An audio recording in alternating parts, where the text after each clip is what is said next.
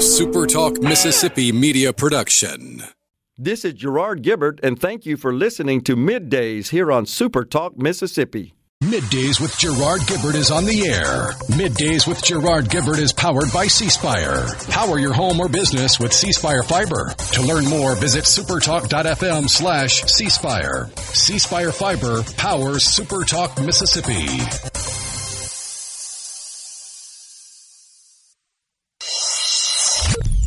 Get ready to go beyond the headlines and join a meaningful conversation with people from around the state. You're listening to MidDays with Gerard Gibert here on SuperTalk Mississippi.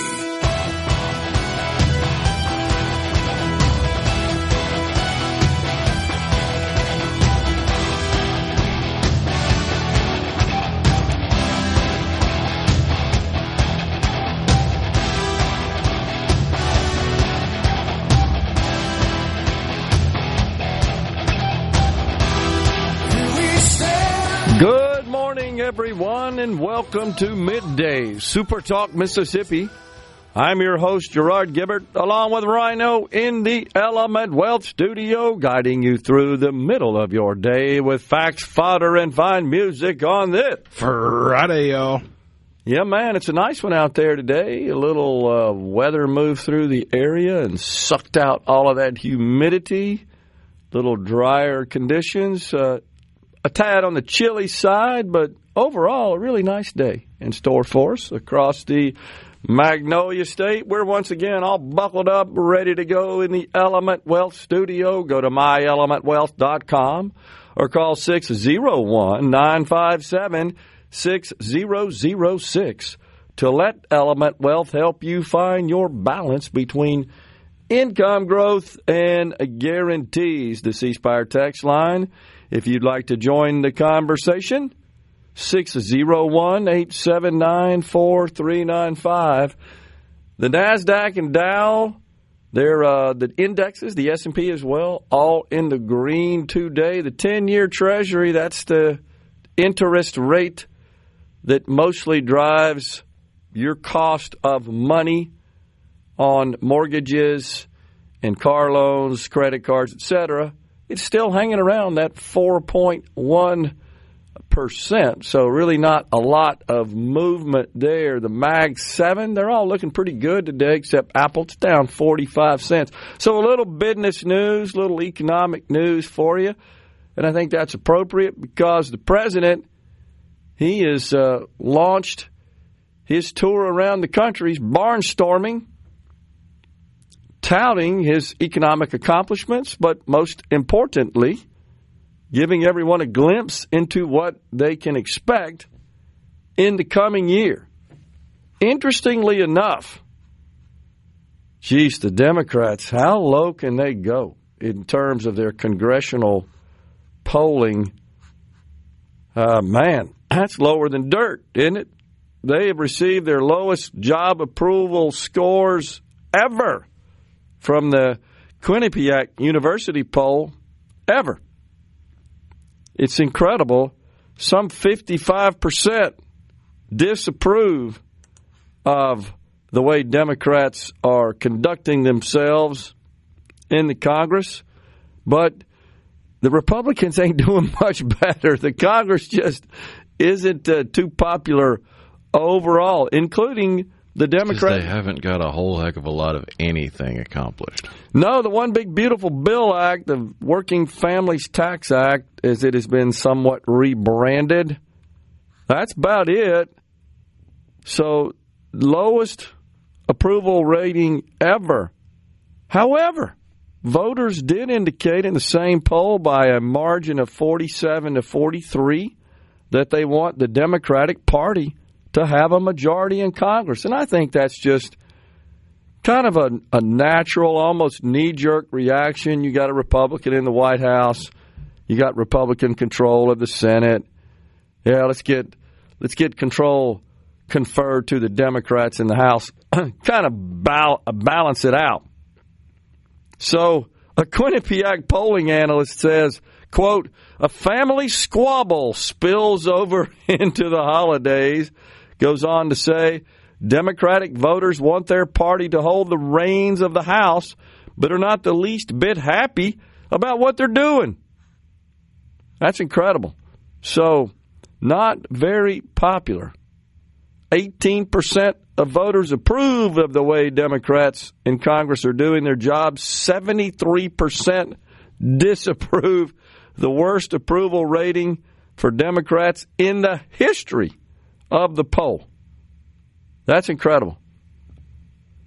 Republicans have a 35% approval rating, and that's mainly due to an approval rating by members of their own party voters, Republican voters, of 77%.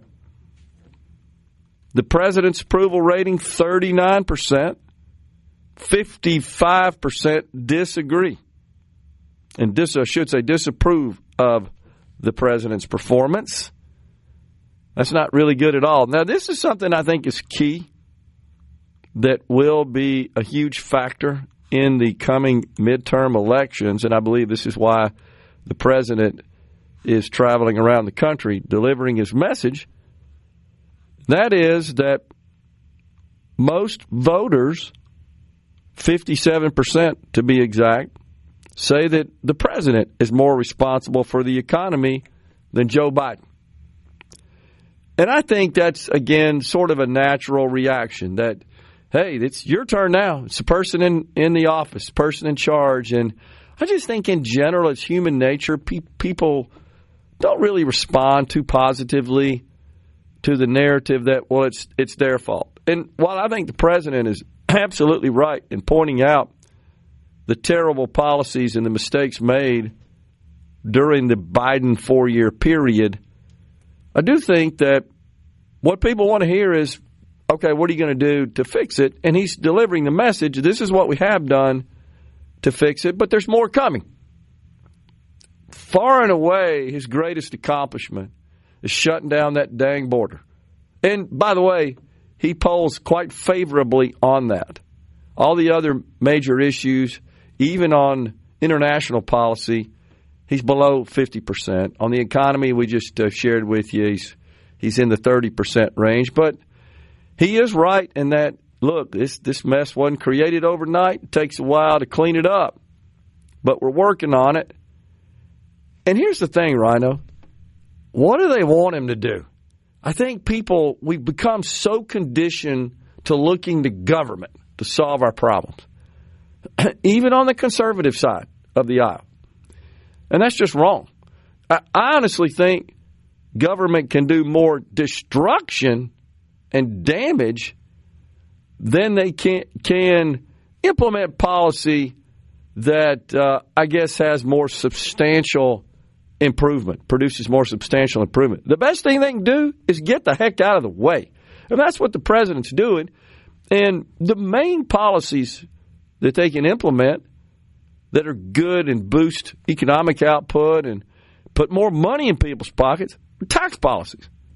Well, that's been done. The problem is that was mainly a continuation of what we already had. Primarily, that's what happened, which is fantastic because the alternative would have been devastating. And that's what we would have gotten with Kamala Harris and a Democrat-controlled Congress. The first thing they would have done is repealed the Tax Cuts and Jobs Act and implemented their own dastardly tax policy. We, of course, discussed many of those provisions.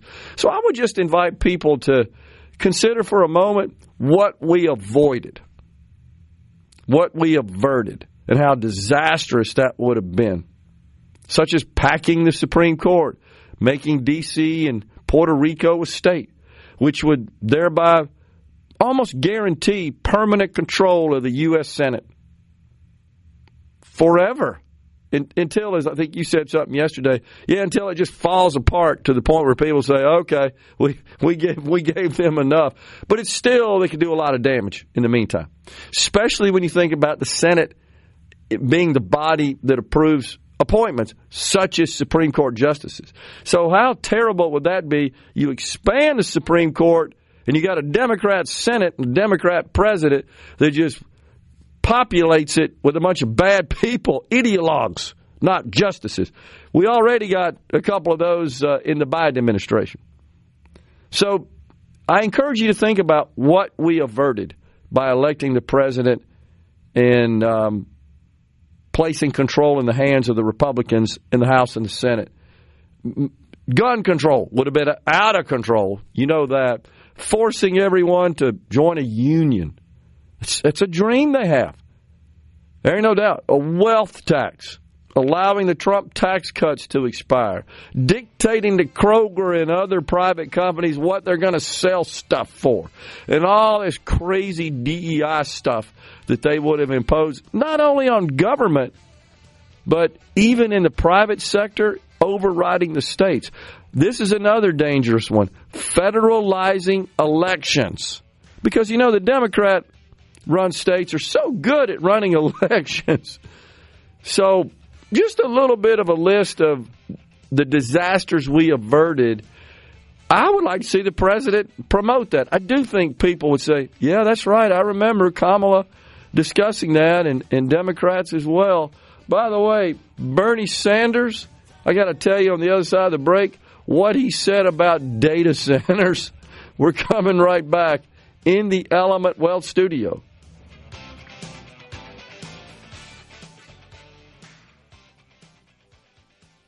Now through Christmas. This segment of Middays with Gerard Gibert is brought to you by Covington County Hospital in Collins, where your health matters. Bring it on! Middays with Gerard Gibert. It is on SuperTalk Mississippi.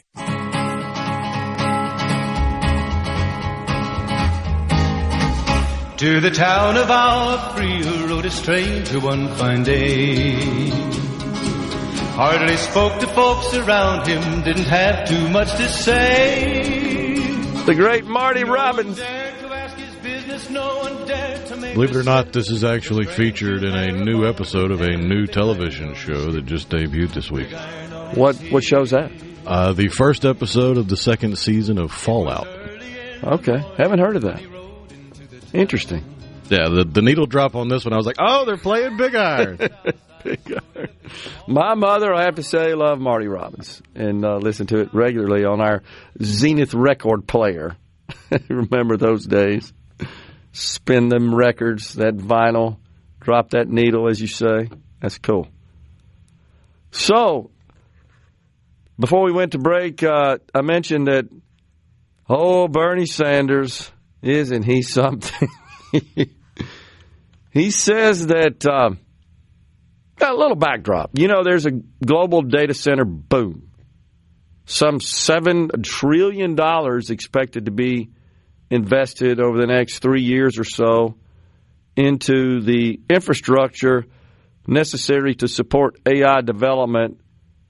40% of that happening right here in the United States. You know, I got to make a bit of a correction here. Because whenever you see the news reports about data center investments, it's always described as infrastructure to support AI. Absolutely. Except, you know what they're not also including in that description is that there's an explosion of cloud services as a method of delivering in the IT world. We call it workloads.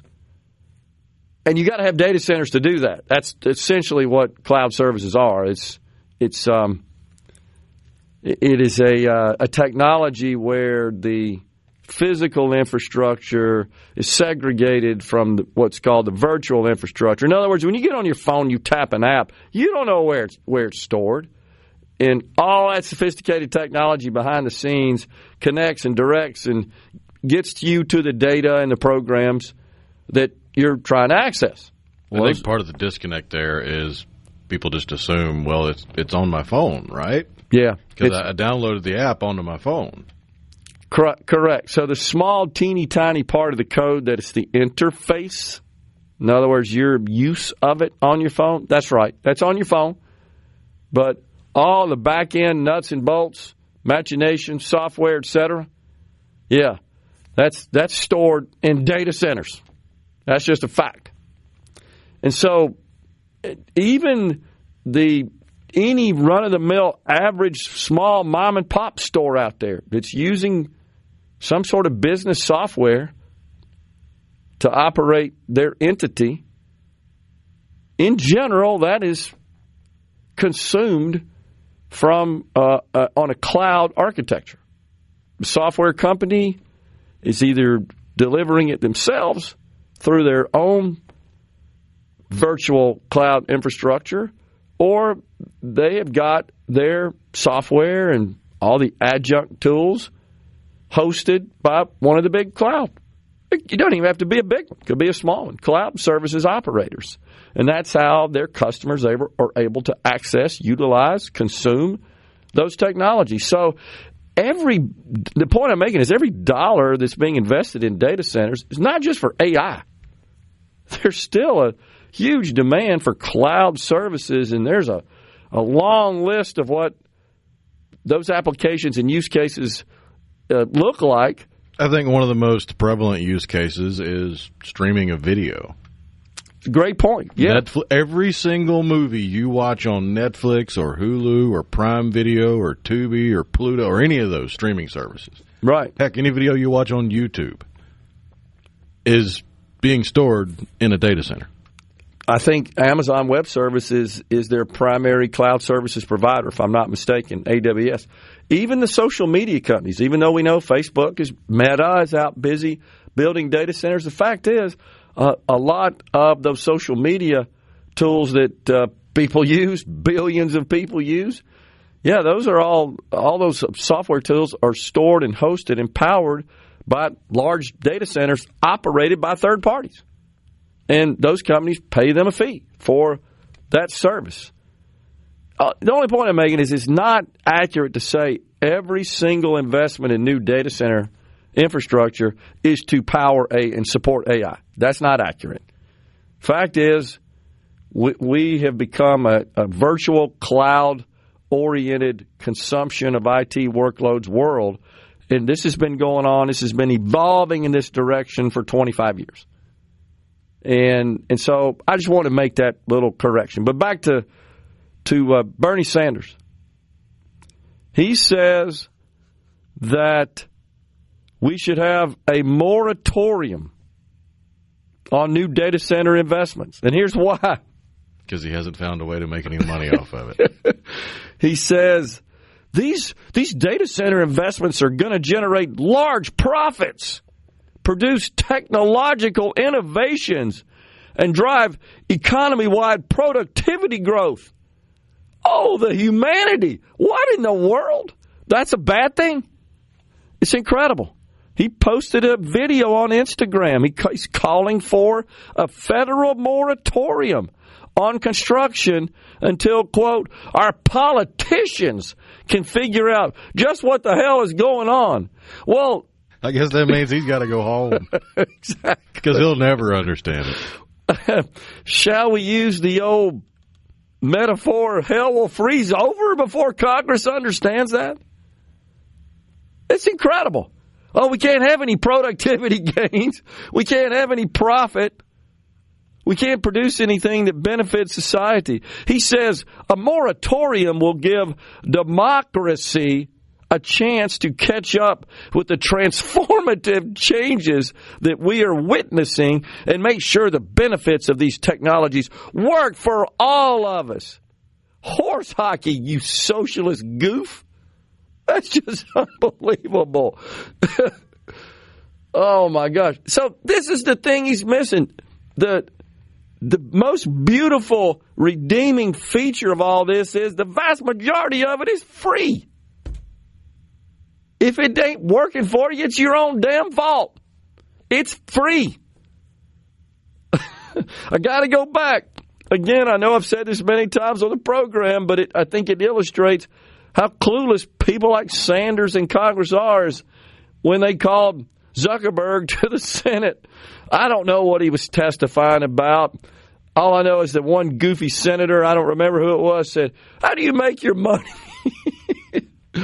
And he said with kind of a smirk on his face, I think he was trying to compose himself was the CEO, founder of Facebook. We sell advertising, Senator. So, and you know this, Rhino, the thing that people complain about is, man, my feed's got all these ads in it. I get it. That's what makes it free. It's either that or you pay for it. And how many times has that idea been floated? We're going to have a pay-for version where you won't see as many ads. But have they done that yet? No. Not on Facebook. Not on Facebook. Right. There are some pay-for versions of Twitter, as you know, that kind of moderate that a bit, give you the ability to post longer posts, more words, more characters, actually, is what it is. But I don't know. I was thinking more along the lines of there have been streaming services that have had limited ads or no ad subscriptions that were otherwise free. I completely agree. But most of those didn't last. Yeah, that's right. But that's a good point. Is there have been models that have been introduced for that you pay a little more, right? So to either reduce or have the ability to skip through. It's kind of like YouTube. Right? That's an example, is it not? If you just got the free version, you're going to get peppered with ads that you got to watch a little bit of and then skip. And if you're on it for a long, like I was last night, I was watching, I like to veg out, watch the old classic music videos. And if you're on it for a while, they make you stay through the ads. Oh, yeah. If you skip them a little too much, which of course I always do, is you see the little progress circle counting down. And I got to a point last night where it said you got 50 seconds of this. You got instead of the normal 5, right? That's the way the algorithm works. Run into the entire debut episode of a new season of some TV show. It's just, yeah, this is the ad for your video. It's just an episode of a TV show you've never seen before. I've had that happen a couple of times where it's just a TV running a long-form YouTube video on another room. And I walk in the room and there's a TV show on. I'm like, how did this get on TV? And I look and this is halfway through a 45-minute ad. It's like, what is going on here? So don't forget about Sanders. We've talked about that on the show, who famously made the point that, why do we have so many choices of deodorant? We don't remember that. This kind of reminds me of that. He just doesn't understand, doesn't want to, and actually detests, has deep contempt for capitalism. That's the bottom line. Butt out, Sanders. We're coming right back.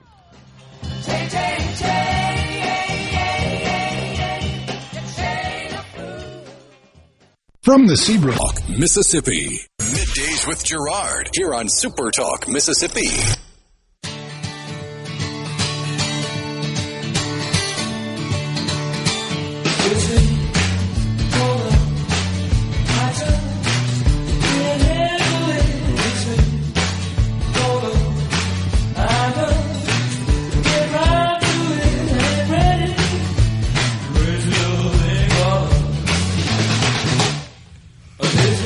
Welcome back, everyone. It is Middays from the Element Wealth Studio. Our lineup today, in the next segment, we've got Jay Lake, owner of Carter Jewelers. At 11:20, it's Caleb Sailors, multimedia journalist, SuperTalk Mississippi News. Jay Lake will wrap up Hour 2 in the final segment. At 11:50, Martha Allen kicks off the afternoon portion of Middays. Martha is the executive director of Extra Table. And then Jay, he wraps up our show overall at 12:50. Jay Lake, the owner of Carter Jewelers. So it's Christmas time, of course. That's why we got the Carter folks coming on. Also, don't forget Ole Miss hosting its first ever college football playoff game tomorrow. The Sports Talk Mississippi gang is going to be on the square. They were there yesterday. They'll be there again today. You'll hear from coaches, former players, and more as we get ready for the big game. This coverage is brought to you by Pearl River Resort, your destination for casino thrills, family fun, and southern hospitality. And our colleague, our brother in broadcasting, as the late, great Paul Gallo used to refer to all of us who sit behind the mic, that would be, in this case, Steve Azar. as usual, he's working around the clock with Santa. It's because Santa's going to be tuned in and guiding Steve Azar to SuperTalk. A Mississippi Christmas with Steve Azar returns to SuperTalk Mississippi starting on December 23rd at 6 p.m. Steve will play hours and hours of Christmas classics, tunes from Mississippi artists, and even a couple of holiday tunes on his guitar. Plus, you can watch the Yule log and listen to the music on SuperTalk TV. A Mississippi Christmas with Steve Azar is brought to you by Agrigold.com, Covington County Hospital, and Mississippi Attorney General Lynn Fitch. Steve always does a great job with that, man. He's awesome. So on the C Spire text line, Mo says, Gerard, even gaming has moved to the cloud. From football to flight simulators, you basically have the license and minimal data on your console or computer. The rest is online. So absolutely, Mose, and a little background there. This kind of architectural trend in the delivery and consumption of IT workloads, it kicked off long before even the turn of the century, the transition into the 21st century.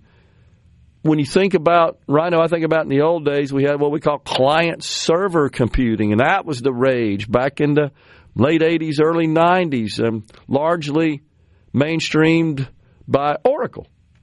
And the idea was you have a minimal amount of software, a client is what we called it, that you'd install on your local machine, but all the heavy lifting, all the programming code was stored back on the servers that you connected to, but in general, you weren't doing it through the internet. It wasn't like abstracted and just randomly connected. It was you're literally authorized to connect to a specific server or servers where the software resided and was hosted and powered, but you just had a little bit of code on your machine, and we call that client-server computing. That was a big deal. And it was really made possible when Windows hit the scene. I'm talking about the original Windows back in the early 90s. And so it handled all the interface aspect of the programs and the processing and the cloud, not the cloud, but the server and all the software on it handled. So it's just kind of evolved from that. And what made all this possible was all the breakthroughs in technology that made high-capacity connectivity more pervasive, affordable, ubiquitous. And I always thought back in the 90s, man, if we could ever get to a point where connecting across the continent is equivalent to connecting down the hall from a price and bandwidth perspective, the world will change. That's where we are, if you think about it. The connectivity is virtually ubiquitous. Now, imagine this. Thinking about Bernie Sanders. You know, there was a tremendous build-out of the mobile networks to power all these mobile phones we have. It wasn't that long ago. Towers being put up everywhere, right, with transmitters. And all the various networking devices and equipment. And if you look at the bottom of those towers, you typically see a small, usually concrete hardened building. Small as in maybe 15, 20 feet in length, 8, 10 feet in width. And inside that is a bunch of network equipment. And there's cables underground that connect to that equipment for the most part. And then that connects up through the towers, and that powers our mobile networks. Here's the point. What if Bernie had said, oh, this mobile networking stuff's just moving out too fast. We got to put a moratorium on that.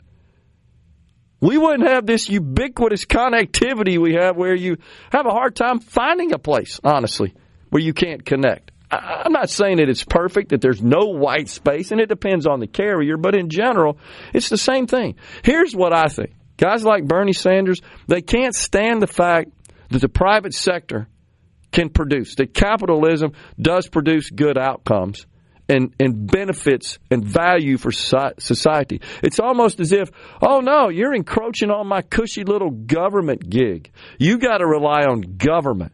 We have to deliver to you. So you just got to stop, private sector. But you're absolutely right, Mose. I've watched this evolution my whole career as we've We've transitioned workloads to the cloud. And I remember the early days, people were nervous, customers, businesses, nervous about that. No, I gotta have it where I can see it sitting on all those servers and have all those storage devices and network equipment. It's got to be on my premises and in my closets or in their private data center. We're long past that now. There was security concerns and just if I can't get to it physically. It was also, Rhino, a lot of protectionism going on by the staff of those companies that says that we're worried about diminishing their need.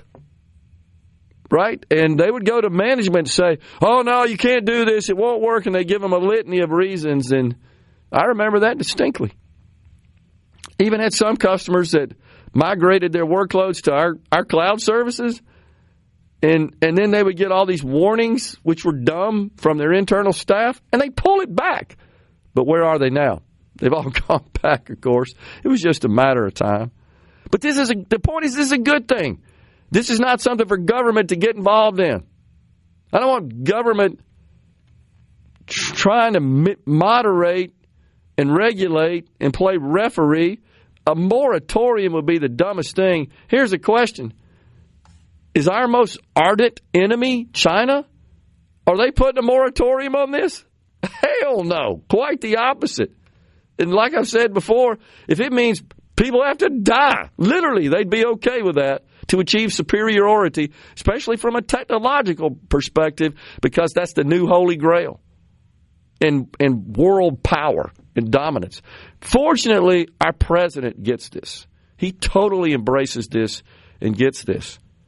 And there's a lot of innovation and I think very promising technology on the horizon to address our need for power. We talked about that yesterday with the Trump media company merging with a nuclear fusion developer. I mean, problem solved when we perfect that, drive the cost down, make it practical. That's exciting. Let's check that box. No longer a problem. Build out. Now we have to do it in a methodical, responsible, practical, ethical way. Absolutely. But we're headed in that direction. I like it. When will YouTube start deleting videos? Man, I don't know. And I haven't looked lately, Rhino, at how much their total storage is. And, of course, it's stored across the world. So when you think about that, when you tap on your YouTube app on your phone or through the browser, there's a bunch of sophisticated technology that figures out where to connect you in the YouTube verse, if you will. And where to store those videos. If there's Correct. a particular region that is watching a certain YouTuber more than others, then that YouTuber is going to be stored in a data center near or in that region. And that, by the way, that category of technology is called load balancing, and that's evolved and developed just tremendously since it first came onto the scene. So yeah, it was at one point just so it would survive. Now it's so that it goes as fast as possible. Right, that's right. And so to the point about deleting, as far as I know, they don't delete any video unless it gets reported. Right. And you can be reported for content, you can be reported for copyright, you can be reported for any number of things. Yeah. But you're right. So there's all kinds of AI-powered algorithms that figure out exactly where to connect you and that sort of stuff and how to distribute and present that content. Yeah, it's pretty cool. On the C Spire text line, XM radio was supposed to be ad-free. Well, there is an ad-free tier, but you have to pay for it. But you can also get an ad-supported tier like Sirius XM Play. No charge for that, but you're going to have to deal with the ads. We're coming right back with Jay Lake, owner of Carter Jewelers, after this break in the Element Wealth studio.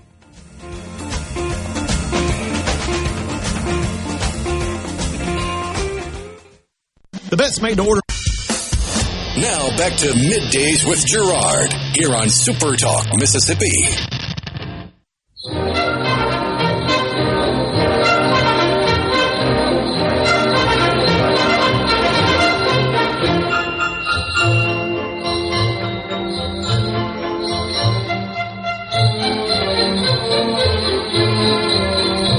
Welcome back, everyone. It's Middays from the Element Wealth studio. We welcome now Jay Lake, owner of Carter Jewelers. All right, what's going on there, Jay? Hey, Gerard. Merry Christmas. Merry Christmas to you. Tell us what you got today. Another year of Christmas sales since 1849. We're the oldest business in Jackson now. Wow. And the price of gold, you probably heard this, and other prices, and the diamonds have skyrocketed. And we have it takes a long time to sell the jewelry, so a lot of our merchandise is still 2 years old or even older. And you can find some great deals in here. We got almost 7,000 square feet, about 3,000 square feet of diamond jewelry, and silver jewelry, watches, gifts. And we got to mark down some of the older stuff, second markdown, and it's in green for you. And there's really amazing deals. And I got the engagement ring section. It's just packed full of all kinds of different styles, sizes, starting about $500 for a solid gold and diamond engagement ring, and go up to less than $50,000 for the most expensive ones that we have. And we have the silver. If you want a silver, they can get some of those for about $100. Silver engagement ring, and with real diamonds. Lots of silver with natural diamonds. Lots of great gifts. $100, $100, $200. We'll gift wrap them. We got front door parking, security. We got everything you need. We can take links out of your watches, size all your rings before Christmas. We can have it ready, set diamonds for you. We have lots of loose diamonds too to pick from, if you want to swap it out. And our website, CarterDiamonds.com. You can custom design pieces. We have loose stones on there, and pick out whatever size, shape. Thousands of diamonds on there, different and all kinds of different styles to pick from on the website. And a lot of them are already here. A lot of the designs, some of our name brands, Ashy, Allison Kaufman, Seiko. I mean, we were really doing it good this year for you, Gerard. Yeah, sounds great. So tell the folks, come see me soon. Yeah, tell the folks where you're located, so they'll know. Oh yeah, downtown Jackson, corner High and State Street, and then in Vicksburg we have a store in Pemberton Square, right next to the Kroger over there. It's a little smaller, but they still have a lot of the same merchandise over there. Same deals, just less selection. Ginger's over there. They got a nice crew over there. They have a jeweler, a bunch of nice girls over there that take care of you. Gift wrap it too over there. So I think they might even engrave some stuff over there too. If you need something engraved, we can engrave the inside of your man's wedding band. I've had the anniversary date scriptures on there. All kinds of things we can do here for you this Christmas. So, Jay, how do you handle someone that comes in the door and they kind of have a general idea, but really nothing specific in mind? Maybe they're looking for a gift for their significant other for Christmas. Well, I just talk to them and show them some of the basics, like a tennis bracelet. It's nice to have your whole wrist covered in diamonds, and not many people have that. So, that's a nice 10-year gift if you've been married 10 years or so. There are some diamond earrings, the solitaire earrings in the ears. It's like, imagine your engagement ring, how much you paid for that, how big the diamond was, maybe a carat. So if you're getting a carat in each ear, you think about it, that's going to be close to double the price of your whatever you spend on the engagement ring. Because it's going to be one in each ear. So be prepared to pay a little more. And then if you do the diamonds, that's a diamond all the way around your wrist. And if you got the same size, you can imagine the price can get pretty high, and with the gold and everything. But those are great gifts. Or you just get one diamond pendant. Those are really nice, and you can save if you're trying to budget and do a necklace, because it's just got one diamond. They're safe, and women love to change the necklaces out. You can't have too many diamonds, honestly. And the other day I had one for sale. And it was the same price as scrap value, 14 karat, over 10 grams a man's ring, really nice. And it was on sale for $8.99. So we can find all kinds of deals in here. Yeah, $8.99. That's the same as you can, the scrap value today. Wow. That's over 10 grams, and that's including the diamonds in there. So we were selling it with the diamonds for the same price as scrap gold. So pretty cool. It's, I forgot about the pearls too. So sometimes they like pearls. Yeah, I understand. Pearls are nice. All right. Well, we're out of time for this one, but we're going to talk to you in an hour. And Rhino for us today is playing, bumping us out of this segment, "Shine On You, Crazy Diamond" by Pink Floyd. How about that? All right. Bye, Great George. selection. We'll see you in about an hour. Yep. Jay Lake, owner of Carter Jewelers. We're coming right back after Fox News Super Talk News in the Element Wealth studio. Like black holes in the sky.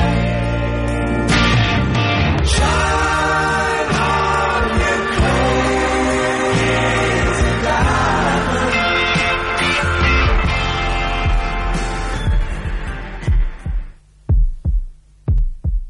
Your Middays with Gerard Gibert is brought to you by the Mississippi Business Journal. Visit msbusinessjournal.com. Scott Coopwood, publisher and president. Get ready to go beyond the headlines and join a meaningful conversation with people from around the state. You're listening to Middays with Gerard Gibert here on Super Talk Mississippi.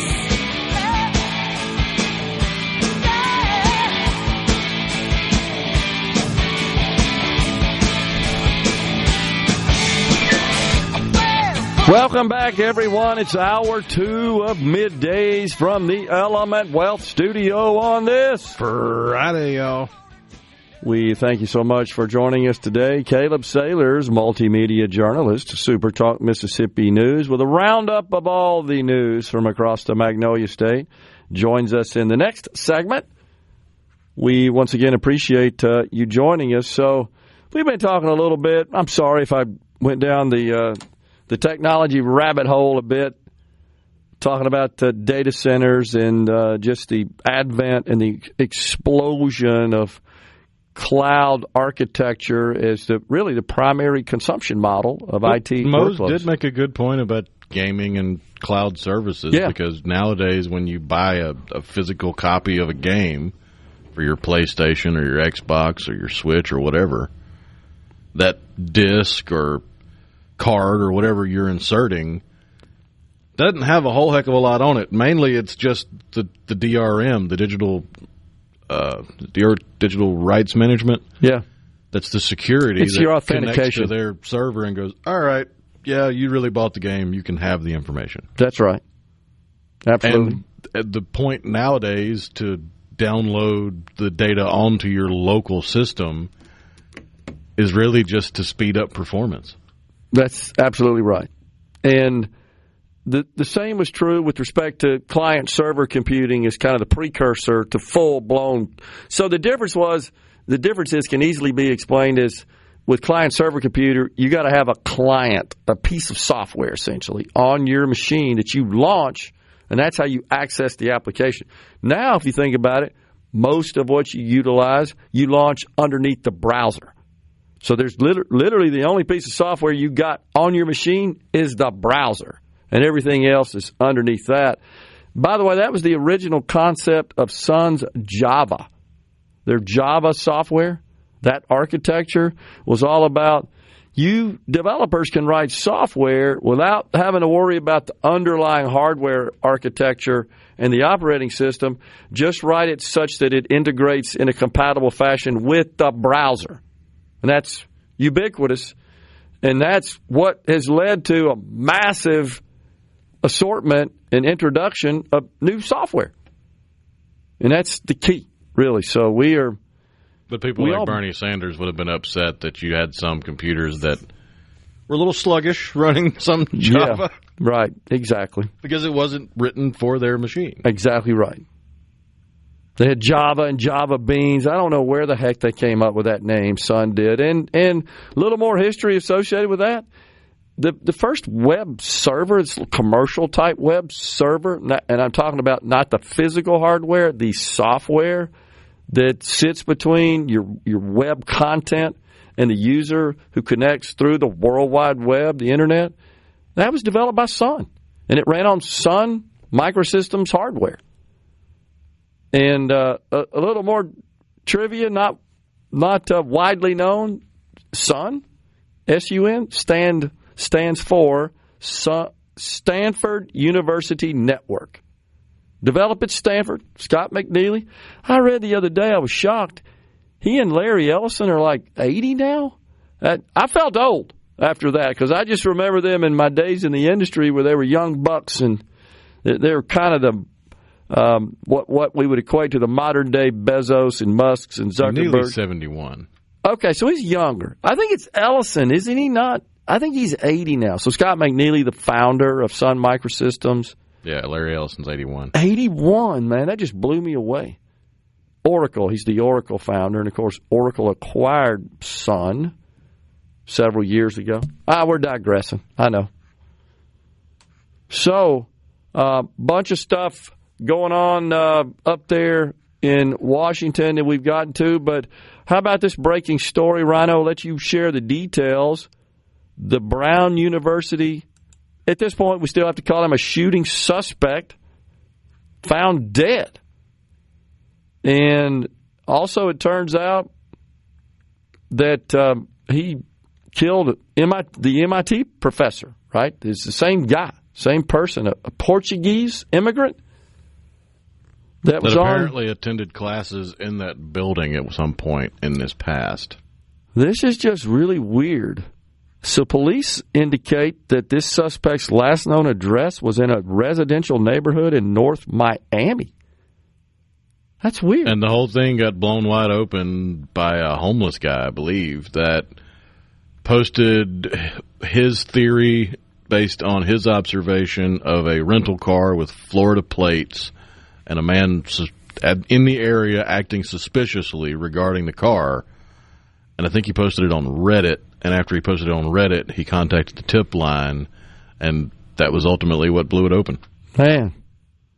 And the suspect and the killing also of this MIT professor, it turns out they studied physics together in the 1990s. This is just bizarre, this whole deal.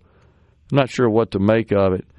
But is it true, according to reports I read, Rhino, that he was here on some sort of diversity visa or some garb? What is that? Since when do we issue visas on the basis of diversity, of achieving some diversity, crooked, unnecessary, false goal? It's farcical is what it is. And so I believe I saw where Homeland Security's putting a moratorium on these diversity visas. I didn't even know we had such a thing. I never heard of that until this report. Diversity visa? It would have visa? had to have been under W or Obama's first term. Okay. I mean, he's been here for a minute. Yeah, that's true. Under that visa, you mean. So, yeah. And then, of course, the FBI director, Dan Bongino, he announced he's stepping down from the FBI in January. There are some rumors swirling around. They're just rumors at this point, I think, that this job was causing some problems in his marriage, was straining his marriage. Again, they're rumors at this point, but these rumors indicate that his job at the FBI there, serving as the deputy director, was taking a toll on his family. Interesting. The Daily Mail, I guess, was the first media outlet to report that. So we'll see. I mean, really not a lot of fanfare around that at this point.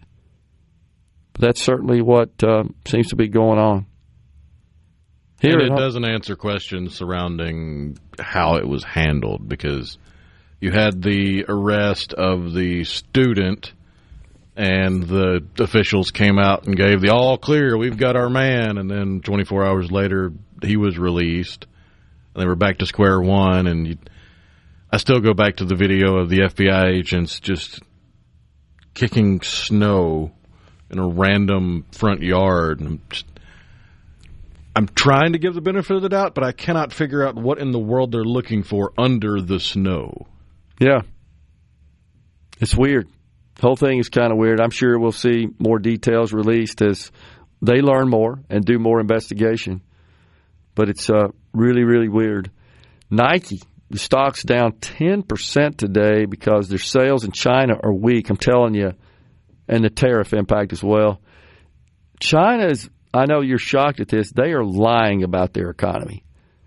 It is sluggish, and I think that is something that is helping us here is that the price of gas is falling for two reasons. One is we are producing a little more, but mainly it's because Saudi Arabia is really producing a lot more, and China's just consuming. Those are two factors that are playing into this. We did have someone send us if I can find it here, send us a photo. Yeah, it was Jerry in Waynesboro, okay, mom and pop gas station in Katy, Texas, just out of Houston. And that's, what is that? $1.89. $1.89, okay, for the lowest grade fuel. That's pretty cool. $2.19 for premium and $2.75 for diesel. That's awesome.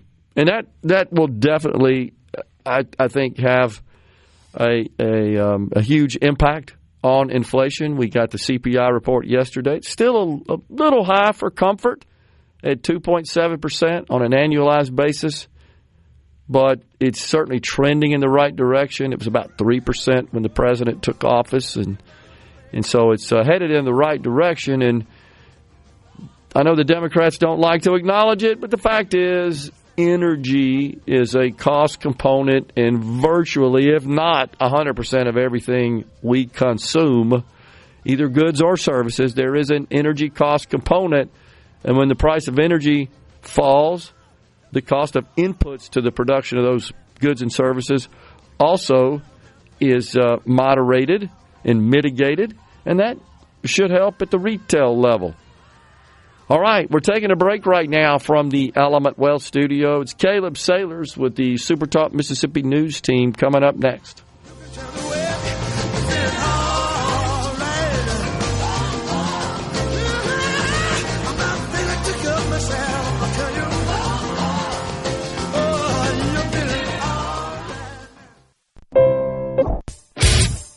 You're listening to Middays with Gerard Gibert, here on Super Talk, Mississippi.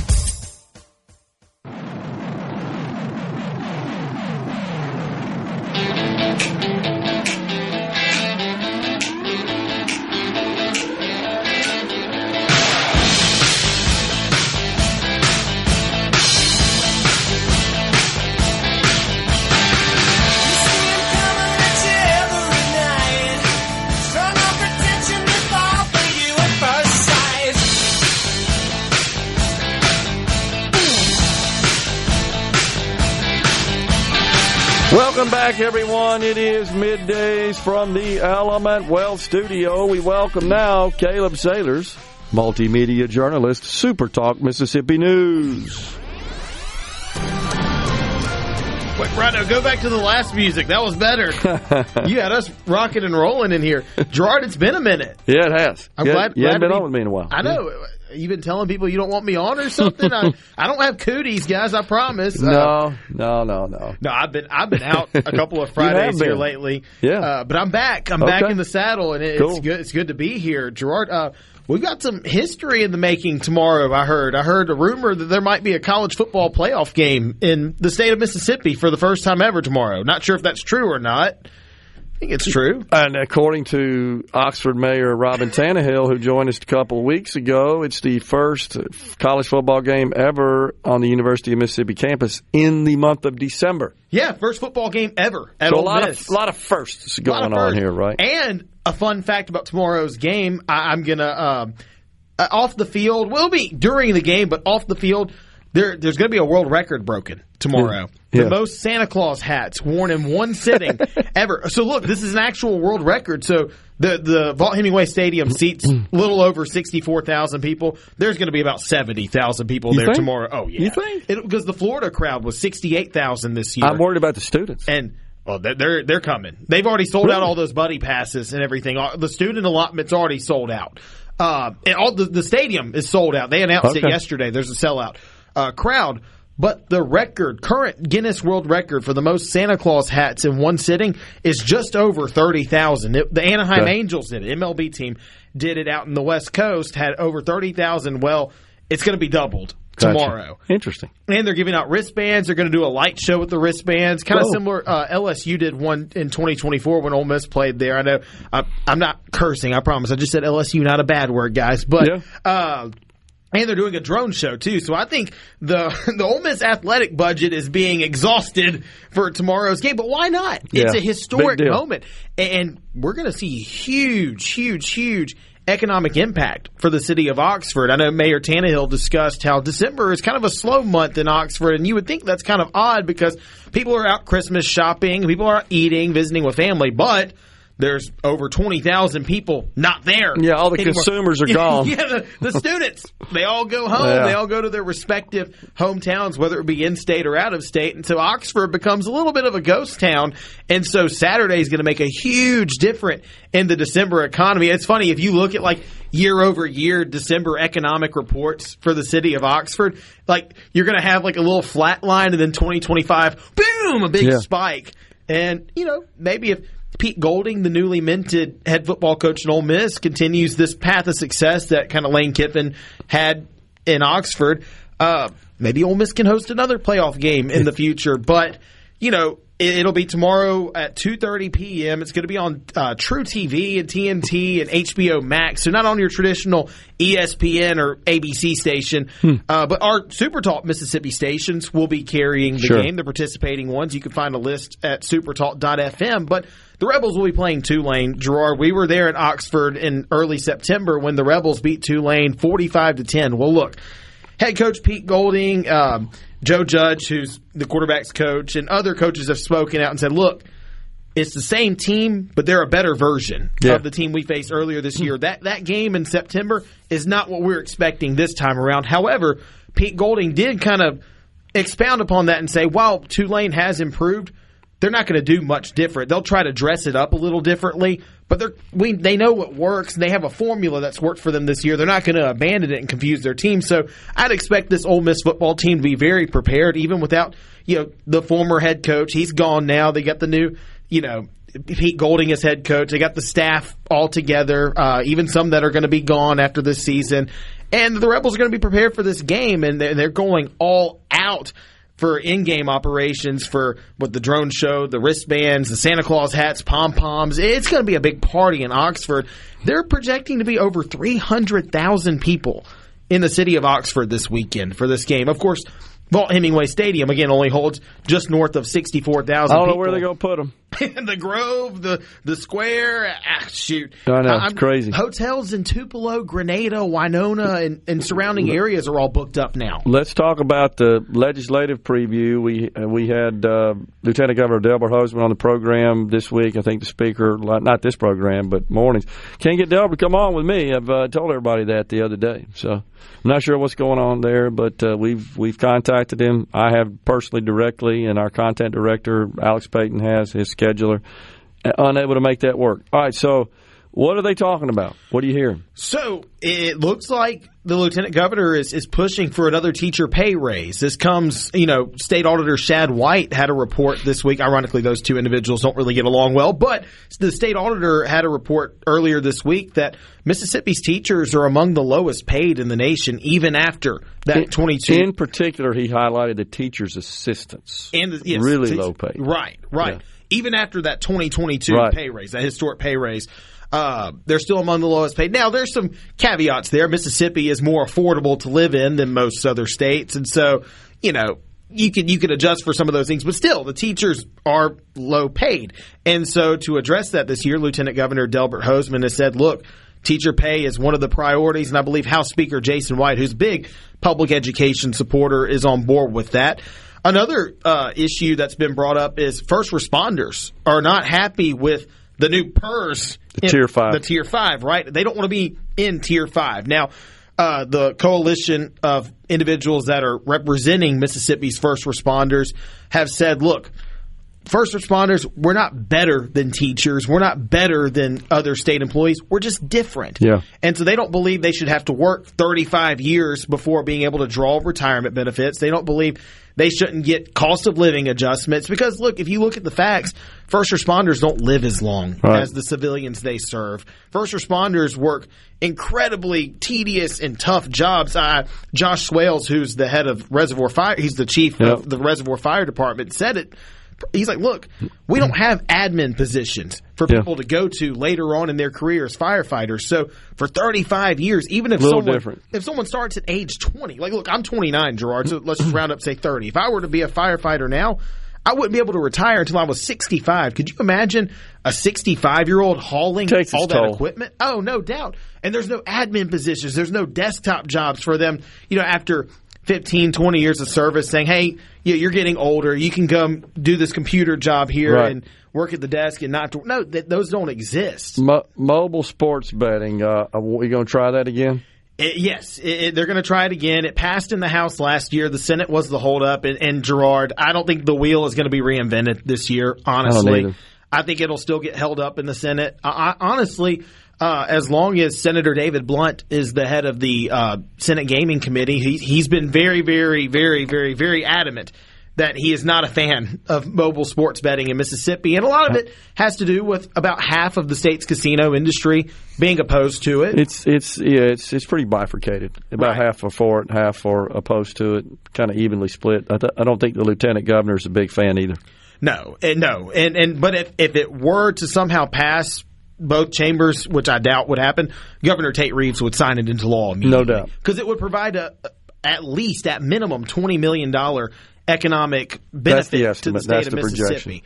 And it would be more than that, Gerard, because people would drive in from Alabama, from Louisiana. Everywhere it's been implemented, it's been higher. Right. Yeah. Absolutely. I mean, you saw it in North Carolina. It was it $660 million the first quarter? Yeah, it blew it out. I think it's kind of been normalized, I guess, since then. I think there was a lot of hype early on. Of course, that's to be expected. U.S. Attorney confirmations. What's happening there? Yeah, so Baxter Kruger, who's obviously the executive director of our local Homeland Security office here in Mississippi, he is now a U.S. Attorney in the Southern District Federal Court here in Mississippi. And then Scott Leary has been approved by the U.S. Senate to serve as a U.S. Attorney in the Northern District. And so now we've got – those are two Trump-appointed Trump-nominated individuals. The president nominated both of them over the summer, and they got past the Senate vote. The Senate approved a slew of U.S. attorneys yesterday, and those two were two of them. Scott Leary has worked in U.S. Attorney's office in Western Tennessee, that district, so he has experience in that field too. But both of them are Mississippians, and they'll serve in the highest rank of attorney in the state. Real quick before you go, this race, Benny Thompson, District 2 Congressional District, it's kind of heating up. That field's getting bigger. Yeah, and he's got challengers on the Republican side, but he's got a Democratic challenger too, one that's got a lot of experience in Capitol Hill. Yeah, there is an article at SuperTalk.fm, of course, our news site, that discusses that. That was authored by news director J.T. Mitchell, a Yale-educated attorney. That's ties to Schumer. Throws his hat in the ring to challenge Benny Thompson for Congressional District 2. Caleb Sailors has been our guest. He's a multimedia journalist with SuperTalk Mississippi News. Thanks for coming on, Caleb. Yeah, Merry Christmas, y'all. Gerard, hope to see you tomorrow in Oxford. Absolutely, I'll be there. Coming right back in the Element Wealth studio.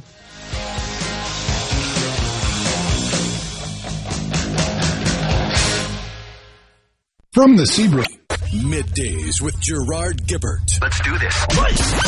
On SuperTalk Mississippi. Let's go. Lay that pistol down, babe, lay that pistol down.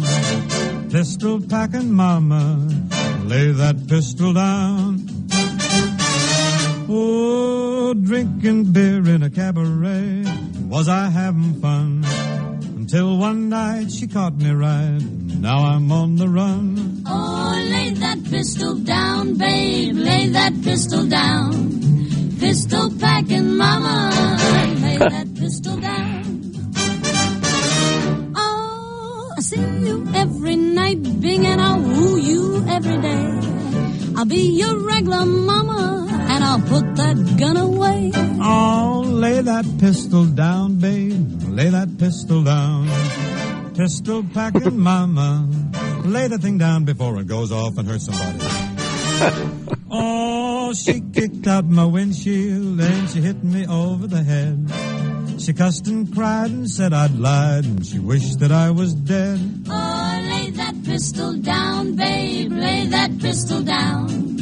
Pistol packing mama. Lay that pistol down with 3 tough gals. From deep down Texas way, we got no pals. They don't like the way we play.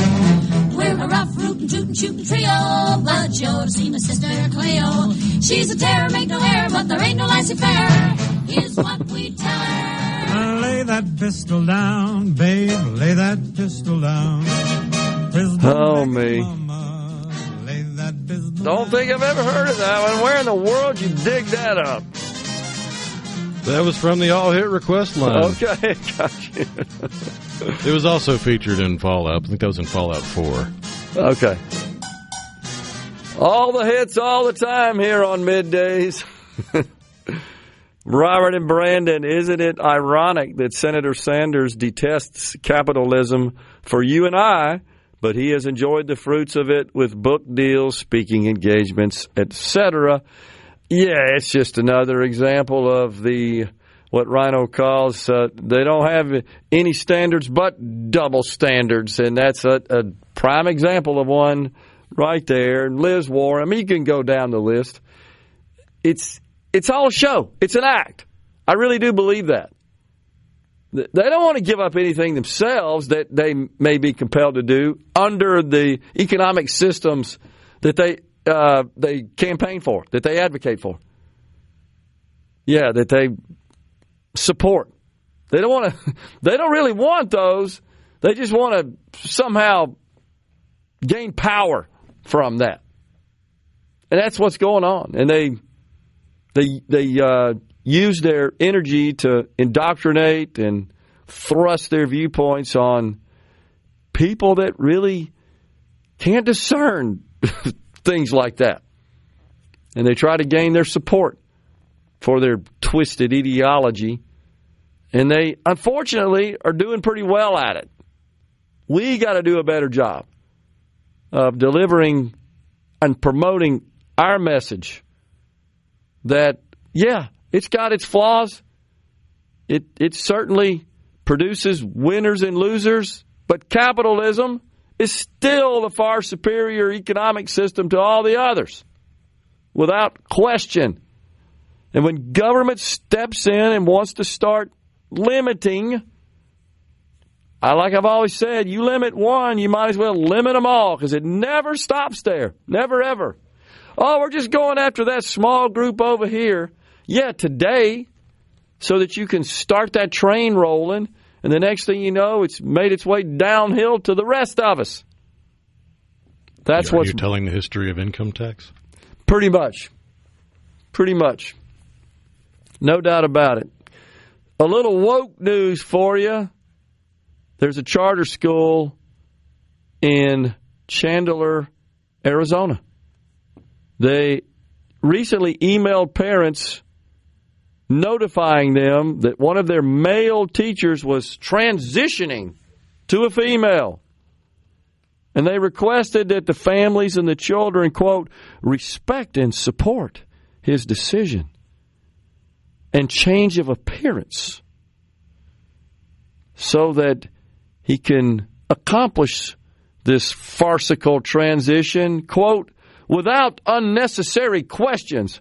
How do you expect a kid to react? Wait, yesterday, Mr. Smith, you look like a normal dude. And today you're wearing a dress. But you don't want any questions. Well, that's probably only half right. They probably didn't look like a normal dude. That's probably true. It's true. And there's on this post I'm looking at, an individual posted a comment. I had that at an IT company I worked for. A colleague turned up in a dress after a PTO. It's a role play with compulsory participation. That's a good way to describe it right there.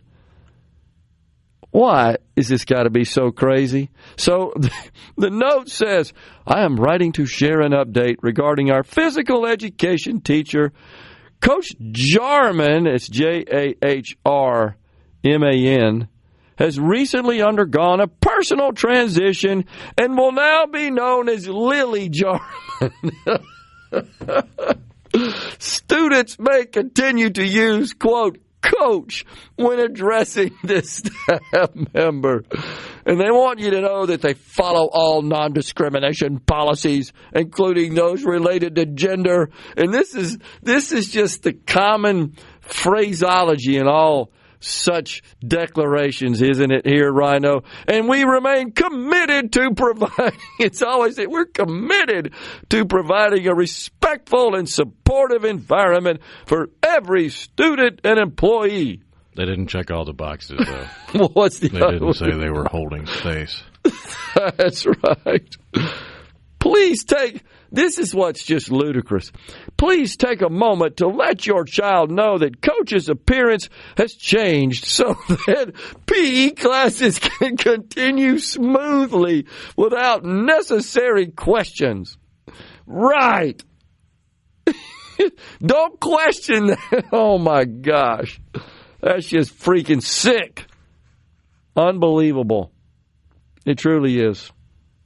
I don't even know what else to say about it. Oh, man. Meanwhile, major SNAP fraud. You already know about the Medicaid fraud that occurred in Minnesota, and it looks like now that's coming in at $8 billion, originally thought to be an appalling $1 billion. But no, that ain't good enough. Hold my beer.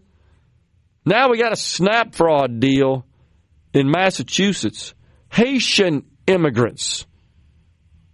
7 million, certainly not a B. It doesn't matter. It's $7 million. The U.S. attorney says they ran fake stores where they converted SNAP. We've talked about that on the program. If you've got collusion going on between the holder of the SNAP benefit and somebody that's doing the checkout on the cash register, they could scheme it and get cash out of it. Jesula, I think I pronounced that correctly, Jesula, variety store, measured about 150 square feet. And these two Haitian migrants were perpetrating their SNAP scheme, and they were getting in the range from $100,000 to $500,000 per month. Of course, that's crazy big from a value perspective, over and above legitimate food sales and the support that SNAP provides. So that's, according to federal prosecutors, what they allege. What tipped you off there, federal prosecutors? So they said, by comparison, a full-service supermarket in the same area redeems about $82,000 a month. So in this $100K to $500K range, they're somewhere between 2 and 6x that. Is this what I'm hearing is they likely would have gotten away with it for much longer if they hadn't been as greedy. That makes sense. If they had only made $100,000 a month of stolen monies, if they'd only had that, you're right, then they would have just looked like, oh, that's some top competition in the area. But no, $500,000 sticks out like a sore thumb when a grocery store is making $90,000. Right, that's absolutely true, and I think that what that means is that once again, we need to improve our systems. It's all being done electronically, and it requires a thorough review of all these systems. I mean, end-to-end review, because it is possible, I'm convinced we do it in the private sector all the time, to implement controls in these systems that would block this sort of activity and this kind of scam. It's the not my problem people that just don't seem to be interested in that. Look the other way. Let these Haitian immigrants illegally enrich themselves. Oh, that's fine. I really believe that's going on. We're coming right back with Jay Lake from Carter Jewelers.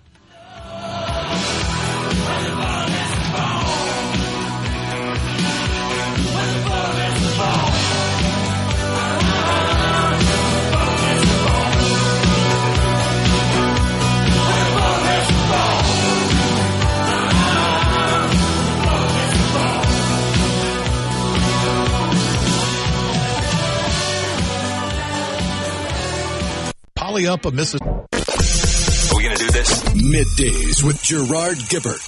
Keep rolling. 3, 2, 1. On SuperTalk Mississippi.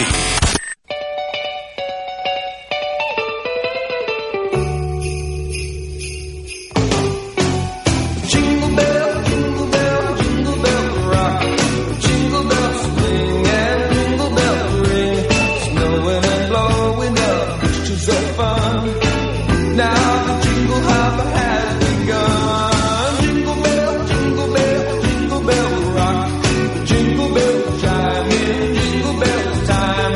Dancing and prancing in Jingle Bell Square. In the frosty air. Welcome back, everyone. It's Middays from the Element Wealth Studio. We welcome once again Jay Lake, owner of Carter Jewelers. All right, Jay.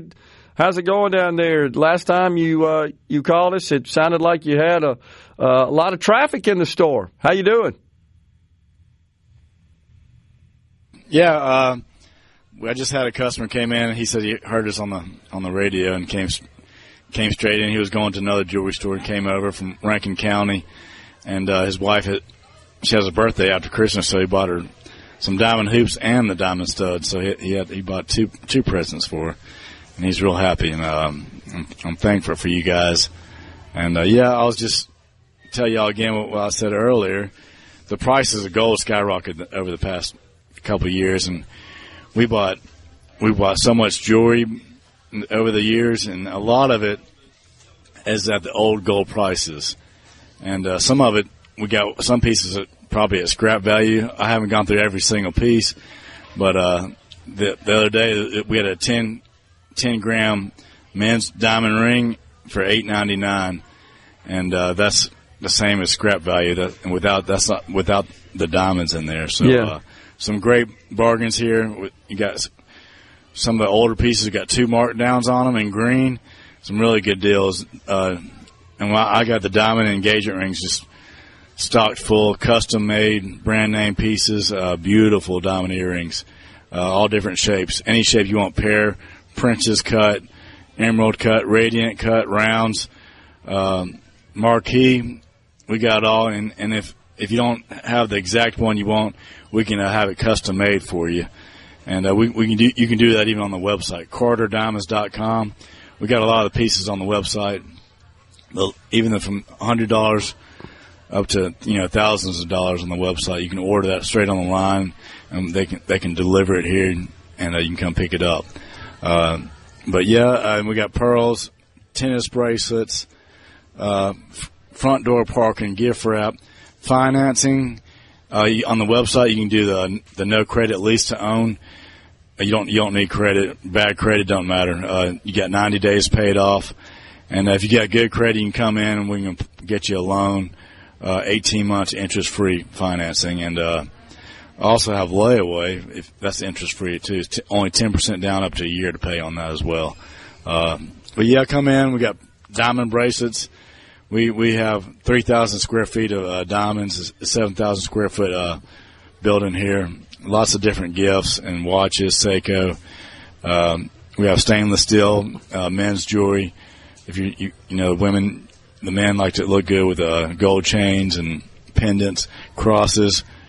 We got diamond bracelets, tennis bracelets, bangles, hoops, gold hoops, white gold, yellow gold, silver. You name it, we got it here for you. I think we have the biggest selection of any jewelry store in Mississippi, but just come in, and we have a huge staff here. Everybody will take good care of you. And so, and we're downtown Jackson, corner of High and State Street, right by the Capitol. Yeah, come see me. My name is Jay Lake, and we'll make your wife, your girlfriend really happy here, or your husband. We'll take care of anybody you need, and we can size the rings if it don't fit up to 3 sizes bigger, and we can go down. And if your watches need a battery or links need to be taken out, we can adjust those too as well. And set diamonds, repair jewelry. We have a full time jeweler here and watchmaker as well. Gotcha. Sounds good. So, Jay, before we go in this segment, how would you differentiate what you guys are doing there with your competitors in town, especially for those who were looking for a gift for Christmas? We have it in stock. Just any shape, size, starting at $500 for the engagement rings, solid gold, real diamonds, or you can get a silver one for about $100, real diamond in there. We have it already in stock. Some of the best designs, this beautiful pieces, 3 stones, anniversary bands, halo, and then these are one of our designers has won more awards than any other manufacturer in the world. So people are impressed with the selection. One guy just kept going on and on. He's like, oh my goodness, I can't believe the selection here. He's like, this is amazing, and the prices. He loved the prices. So the heavy quality pieces, the shanks. I mean, they'll last. You pass down an heirloom generation after generation. Gotcha. This jewelry's going to last you. Awesome. All right, Jay. Well, we got a break right now, but we'll have you on in about an hour to wrap up the show today. Jay Lake, owner of Carter Jewelers. Get on down there, everyone. Downtown Jackson. Real quick, where are you located, Jay? Merry Christmas, Gerard. We're downtown Jackson, corner of High and State Street, sir. Got it. We're coming High right and back. State Street, downtown Jackson. Appreciate it, Jay. We're coming right back after Fox News and SuperTalk News.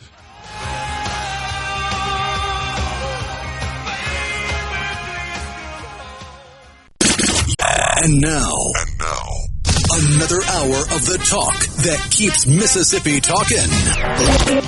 Middays with Gerard Gibert. Begin your transition now. Now on SuperTalk Mississippi.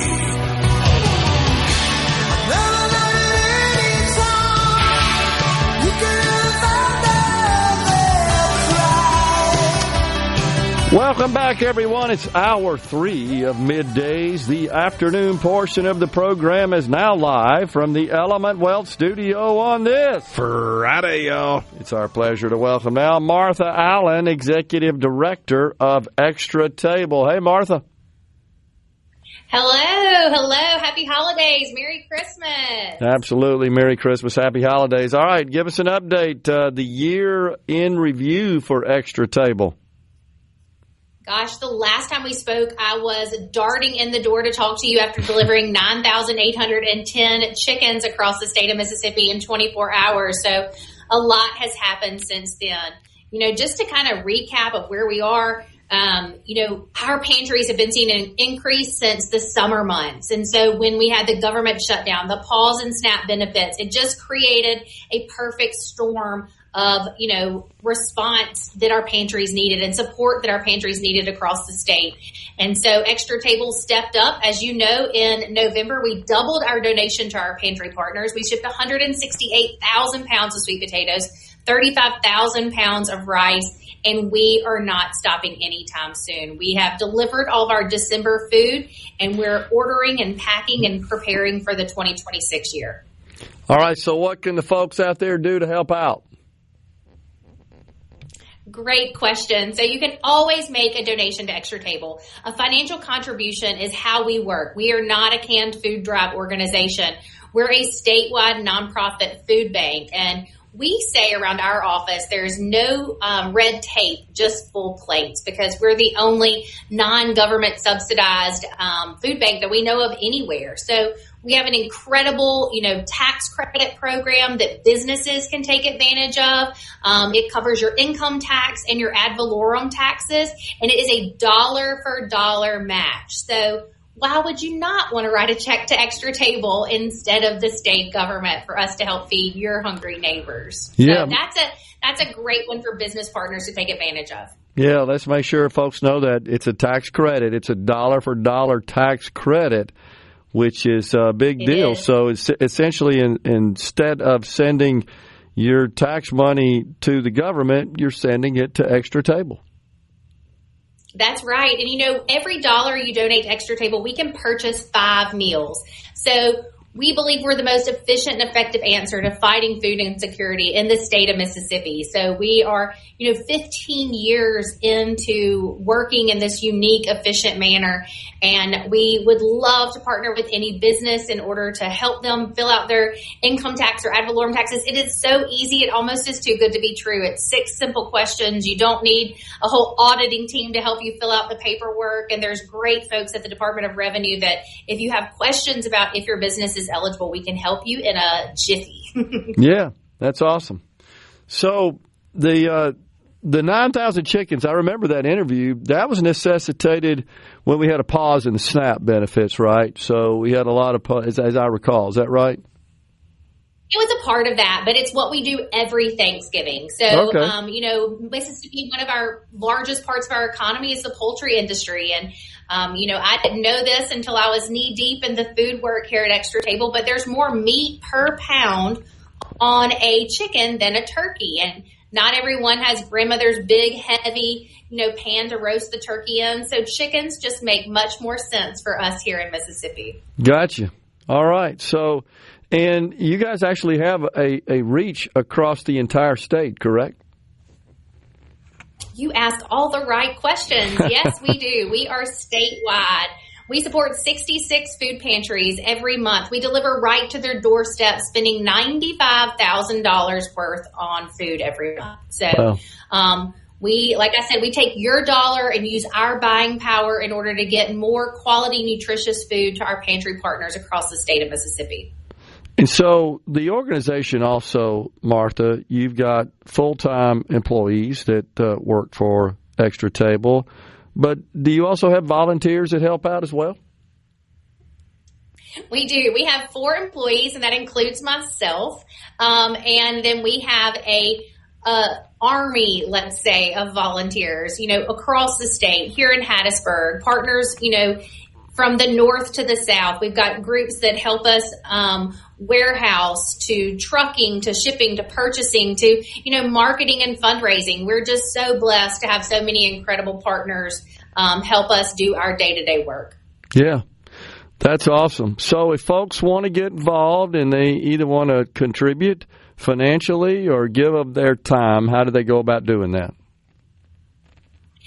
extratable.org. When Robert St. John founded Extra Table, he said if every home or business had an extra table, then Mississippians would be fed. So extratable.org. It's kind of hard to believe whenever you come on, or even others that discuss this topic, Martha, that we have people in this country, in this state, that do not have enough food to eat. It is. You and I live in a bubble. We're very blessed. And we may never know the name of, someone that's hungry or even experience food insecurity. We are hungry. Our pantry we might need to run to the grocery store. Our stomach may growl. But we know how we're going to feed our families tonight and next week and next month. And there's 670,000 Mississippians that truly don't know that. There are parents that send their children to school every day to be fed a breakfast and a lunch. Man, that's incredible. People have all kinds of preconceived notions of what someone that's food insecure is. But 52% of the 1.2 million households in the state of Mississippi are something called ALICE. And that's asset limited, income constrained, but employed. Those are working Mississippians that just can't put 2 and 2 together to get dinner on the table. And so, that is, my neighbor, your neighbor, it's kids in our schools all across the state, whether it's public or private. Families face food insecurity at all different levels. Hard times can hit all of us. So, Martha, does Extra Table receive any public monies, any money from government? We do not receive any federal funds at all. The only funds that we receive that are kind of quasi-governmental is that diversion of tax credit money. I got you. So that money comes straight from the company to Extra Table, but it is diverted from their state income tax. Yeah. But I really don't think I'd consider that direct appropriation of public money. That's just, I like that answer. Yeah, that's just people that are deciding that they'd rather send their money to Open Table and other organizations that qualify for that program than the government. So I think that's a much better approach. It sort of cuts out the middleman, honestly, and it ensures it goes. It does, and that's how we're able to feed so many people, because we cut out the middleman step after step after step. So we purchase direct from manufacturers and have it, brought to our warehouse. I always laugh and say it gets there by planes, trains, and automobiles, because whatever route, wherever it is in the country, we want to get it to our warehouse the cheapest. And so, truckloads of peanut butter are like $168,000. Wow. A truckload of pastas, in its 80s. And, that's a full 53-foot 18-wheeler. And that sounds like a whole lot, but we can go through that in a flash. So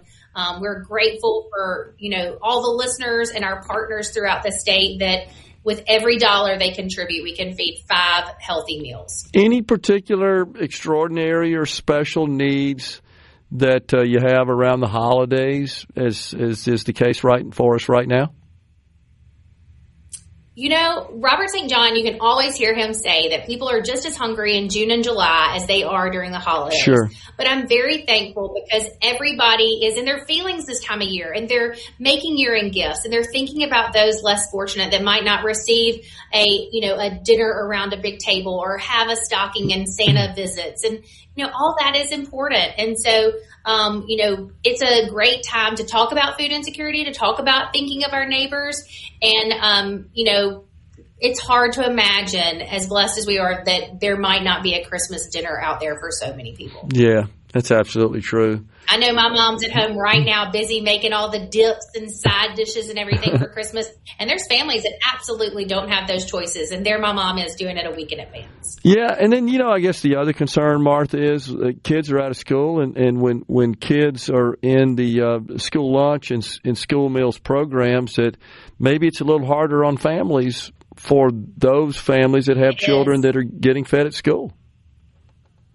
It is. A really interesting statistic to me is you're eligible for federal benefits when you make less than $32,000. I believe that's the number.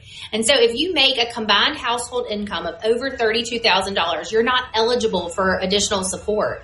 And so those are families that, kids are going to school. Those are families that, have, everyone has a house bill, a light bill, a car note, all those things. And, if you have a family of 4 and you make a combined household income of $32,000 and you've got some basic bills, then you're left with $1.28 to purchase a meal with. Gotcha. And so we've worked with dietitians and done all the math and been as realistic as we possibly can in order to get to that number. And for $1.28, that's 2 small chicken strips with no sauce or marinade and 3 slices of peaches. And I don't know about you, but that's not a meal. Doesn't go very far. Martha, appreciate you joining us and talking about Extra Table and all the great work you guys do across the great state of Mississippi. And, of course, thanks to our good friend Robert St. John. Thank you. Attention, adoring fans! It's time for Middays with Gerard Gibert on SuperTalk Mississippi.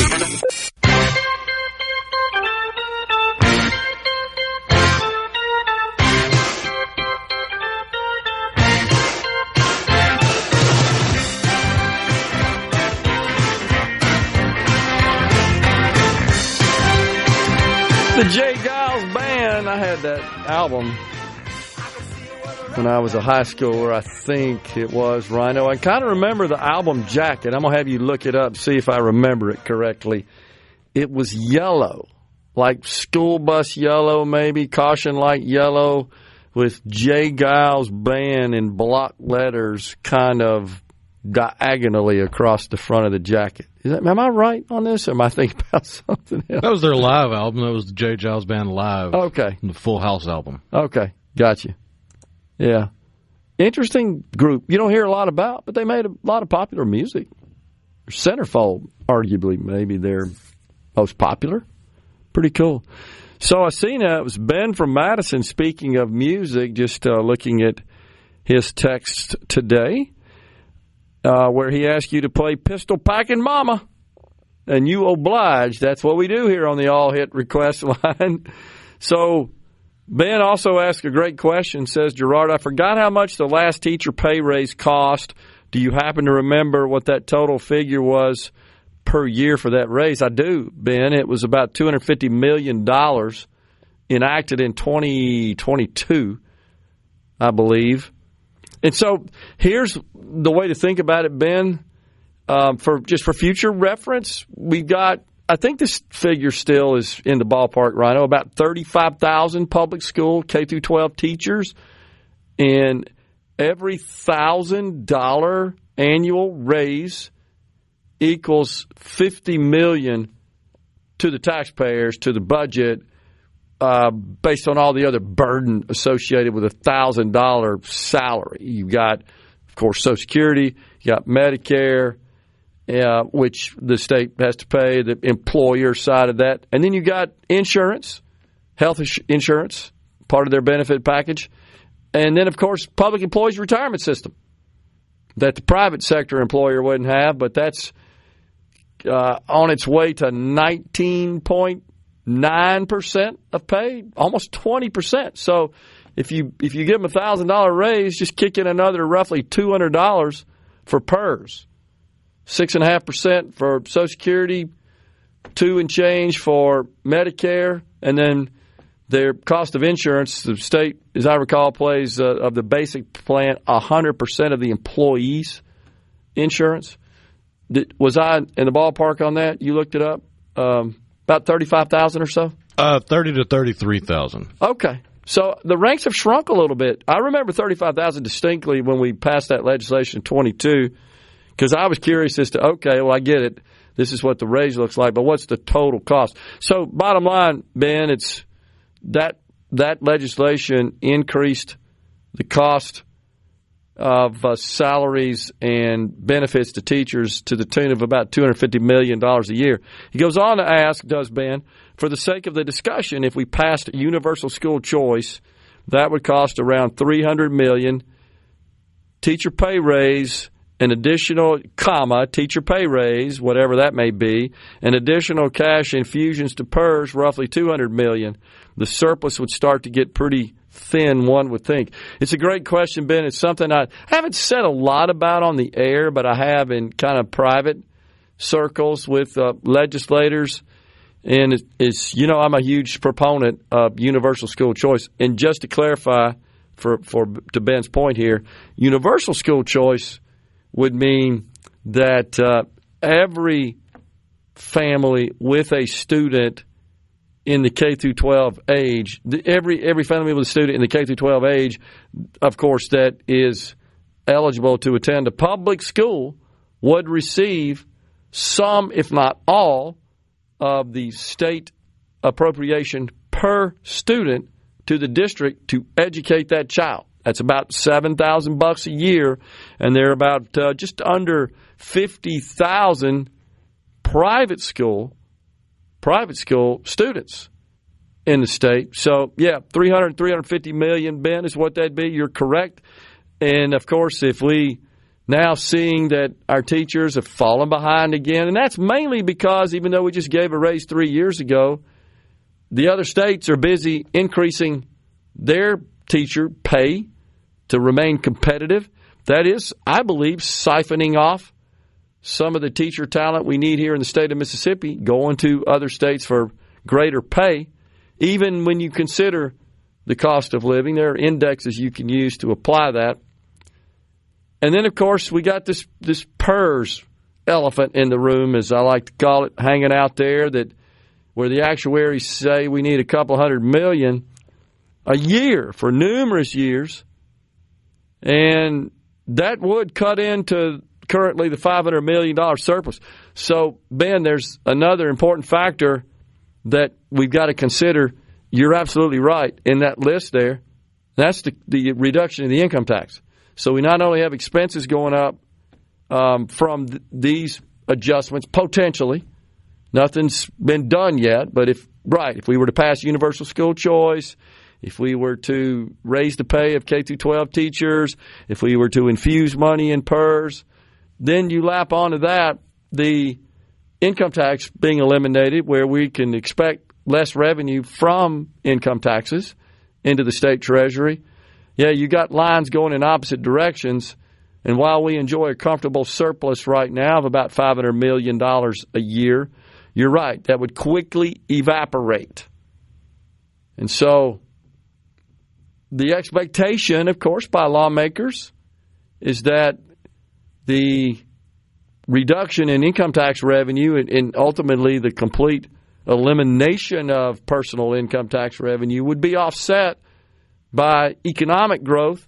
But unless that translates to more consumption, more spending in the state of Mississippi by consumers that generates sales taxes, which is the number one category of revenue to the general fund budget. It's about 38% of our general fund budget.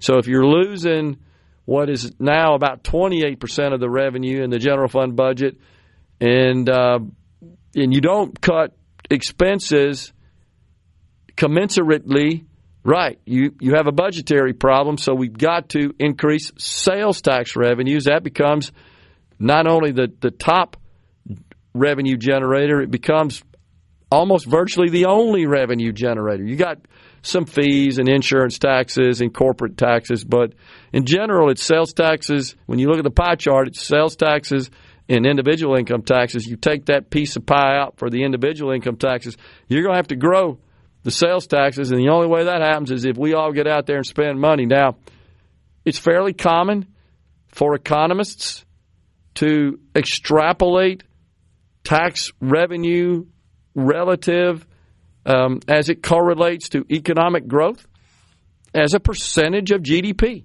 The state's GDP is $158 million, and our sales tax revenue is about $3.8 million. So that's I believe about 2.4%. So if we've got to replace our income tax revenue, which is about $2.2 billion, if we've got to replace that with sales tax revenue, then that means when you extrapolate and do the calculations, we would need to increase our GDP, assuming that percentage stays constant. Sales tax revenue as a percentage of GDP. I know it's a bunch of numbers here, but the bottom line is we'd have to go spend another $100 million. We currently consume about our GDP, $158 million. We have to increase that by 70%, roughly, to make up for the loss of income tax if we're going to replace the income tax revenue with sales tax revenue.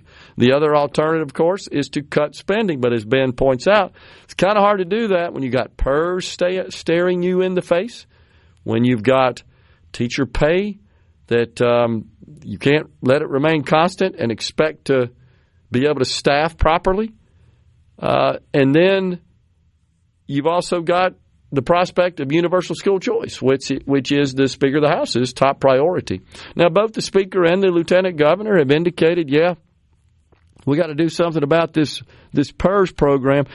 But, Rhino, it's almost like saying I like puppies. You know what I mean? So, okay, that's great. What, though, right? Sure, we all agree we got to do something about it. And there have been some sort of minor proposals. Now, I disagree with the Lieutenant Governor, who recently stated that monumental steps have been taken towards stabilizing the public employees' retirement plan. Monumental steps. I don't know, because the actuaries are saying, hey, that's great, guys. You increased the employer contribution by 2.5 points, and you installed this new Tier 5, which now we got all the first responders saying, no, that ain't going to work for us. I don't know that I'd call it monumental when the actuaries are saying, all that stuff you guys did, it certainly helps, but we need another $200 million a year for several years. That's what I call monumental, is needing $200 million a year out of a general fund budget of $7 billion. Coming right back in the Element Wealth studio.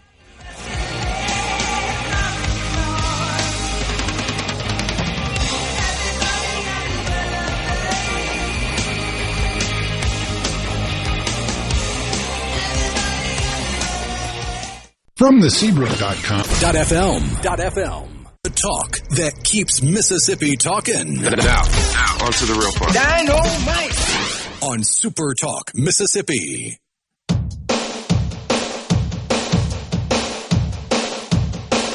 I got my mind set on you.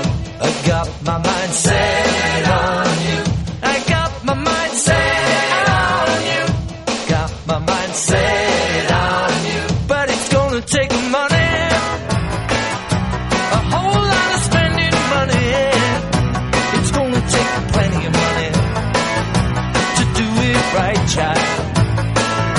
It's gonna take time. Welcome back, everyone. It's Middays from the Element Wealth studio. You know, we've talked, Rhino, before about how the UK has just gone crazy with respect to censoring free speech and punishing people.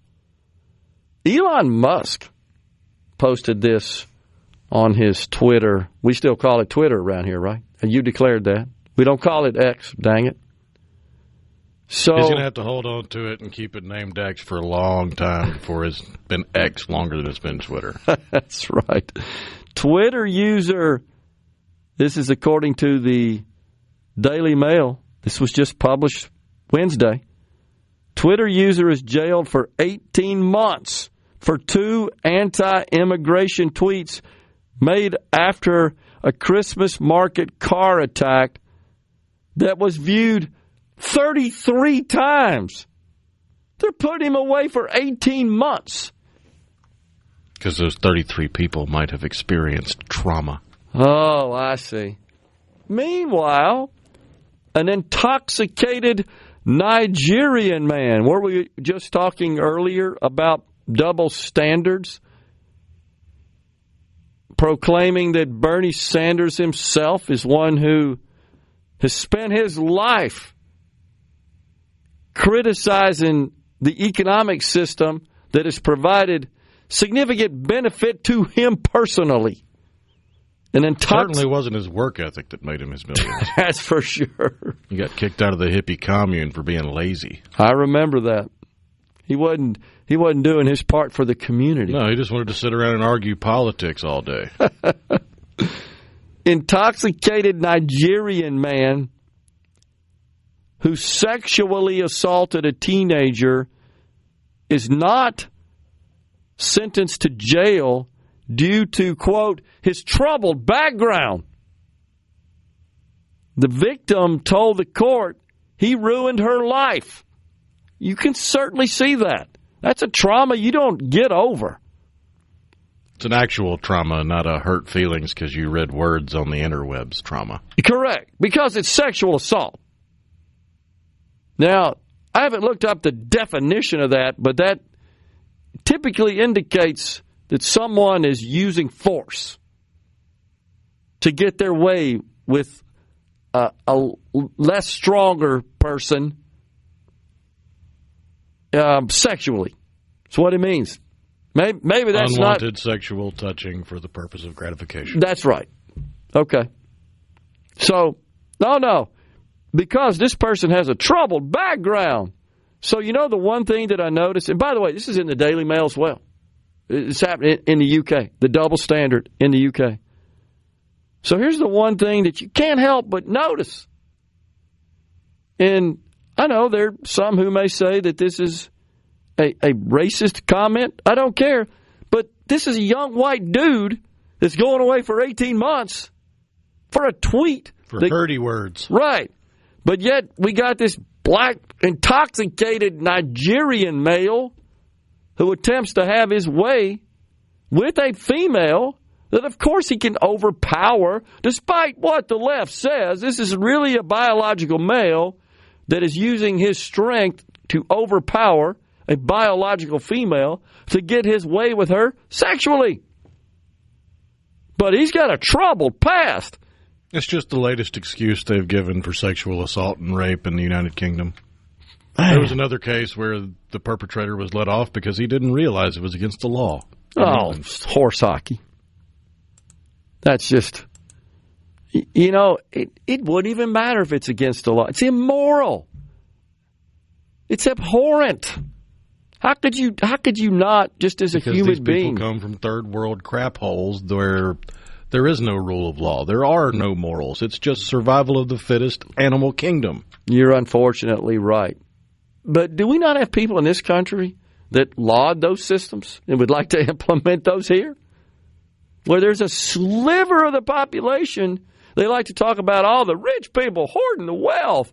The difference is that sliver of the population in those crap hole countries, they don't do squat for the society, for the citizens, for the inhabitants. The people in this country that achieve that wealth, we all use their stuff. Even the people that complain about their wealth use their stuff. That's how dang hypocritical all that is. So they've actually given something in exchange for their wealth and been rewarded by consumers for it. Yeah, I'm willing to give you a few $100 for this phone and everything I can do with it, right? Oh, people got to be this. So Bernie Sanders is all mad about data centers because people are going to get rich. Not thinking about the cascading effect of that wealth. I know, they don't believe in trickle down and all that kind of stuff. I don't care if you call it polka dot. Fact is, all that those people are creating, these innovators are producing for us, we're all benefited from it. Every person listening to us, Rhino, watching us, is using data centers all dang day. And then some of them will complain about it. Will disconnect.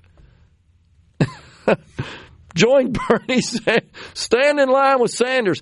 Honestly, this has empowered me a little bit more, I think, from the perspective of, no, we don't want to stop this. We want to figure out a way to do it responsibly, ethically, morally, and without harming people and the environment and causing their electricity rates to go up and all the fear-mongering narratives. That's actually possible. We got a lot of smart people that are working on this, and I'm thankful the president gets this. It's a matter of national security. It's a matter of an economic future.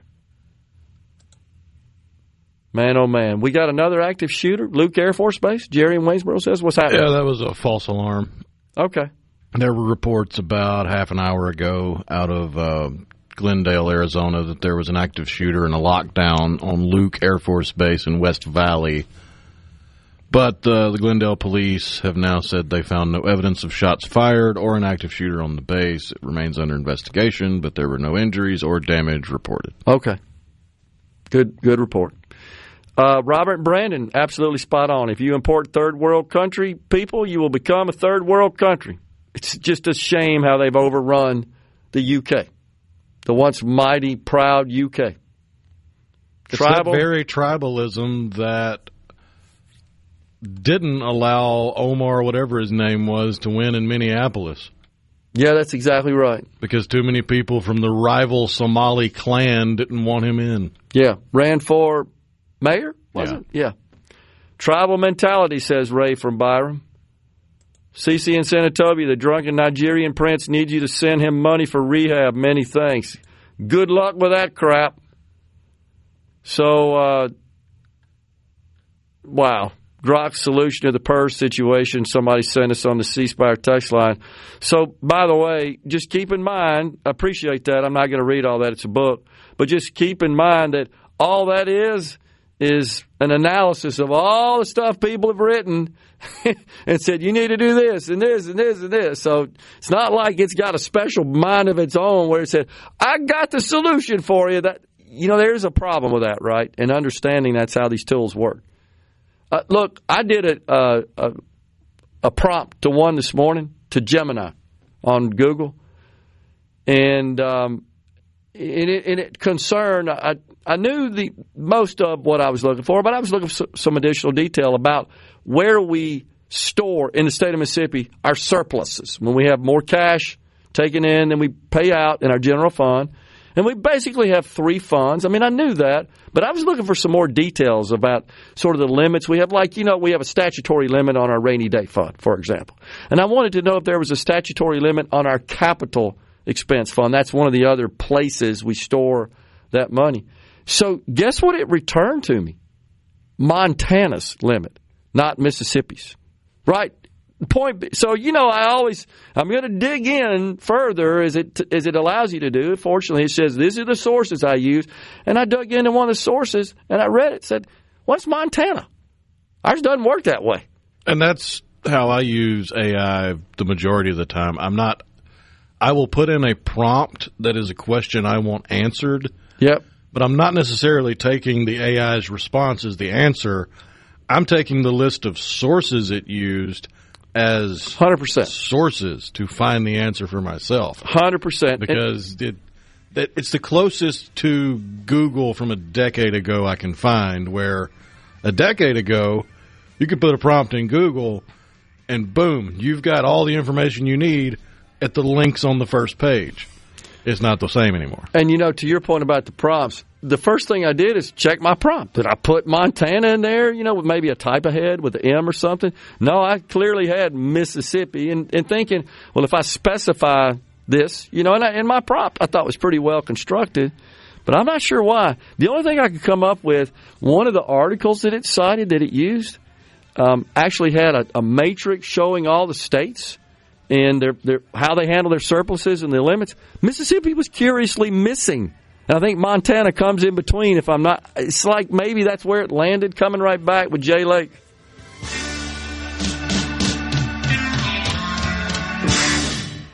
Hello, friends and neighbors. You know what that means.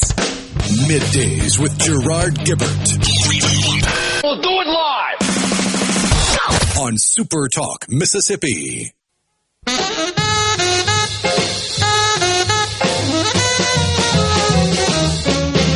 Hey Santa Claus, hey Santa Claus, hey Santa Claus, Santa Claus, Santa Claus, hey Santa Claus, hey Santa Claus, hey Santa Claus, Santa Claus, Santa Claus, hey Santa Claus, hey Santa Claus, hey Santa Claus, Santa Claus, Santa Claus. Well, Santa Claus, bring my baby back.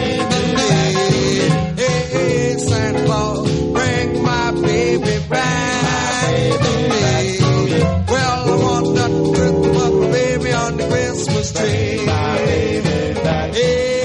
Welcome back, everyone. It's Middays, final segment as we wrap up the week now with Jay Lake, owner Carter Jewelers. Give us an update, Jay. Hey, Merry Christmas. We have up to 70% off on a lot of our jewelry here. And let me tell you why it's such a good deal on many of this jewelry. The gold chains, the manufacturer has a lifetime warranty on it. And the price of gold has skyrocketed in the past 2 years. And we bought a lot of that gold before the price went up. So you're going to find a lot of amazing deals in here, especially on the second markdown items in green. Just the other day we had there's a ring in there. Right now it's over 10 grams of gold for diamonds for scrap gold value when we're selling for scrap gold right now. And there's lots of other pieces in there like that. And we have the biggest selection of engagement rings. I got it packed full of different styles, halo, 3-stone engagement rings, wedding sets, trio sets. We got it all. If you need it, it's all in stock, ready to give it to her for Christmas, and we'll gift wrap it for you. I'm here till 6 o'clock today, and tomorrow 10 to 5 on Saturday, and then we're gonna even open them up on Sunday, 12 to 5 this Sunday for Christmas. And just come in. We got tennis bracelets, diamond pendants, wedding bands, watches, sterling silver starting at $100.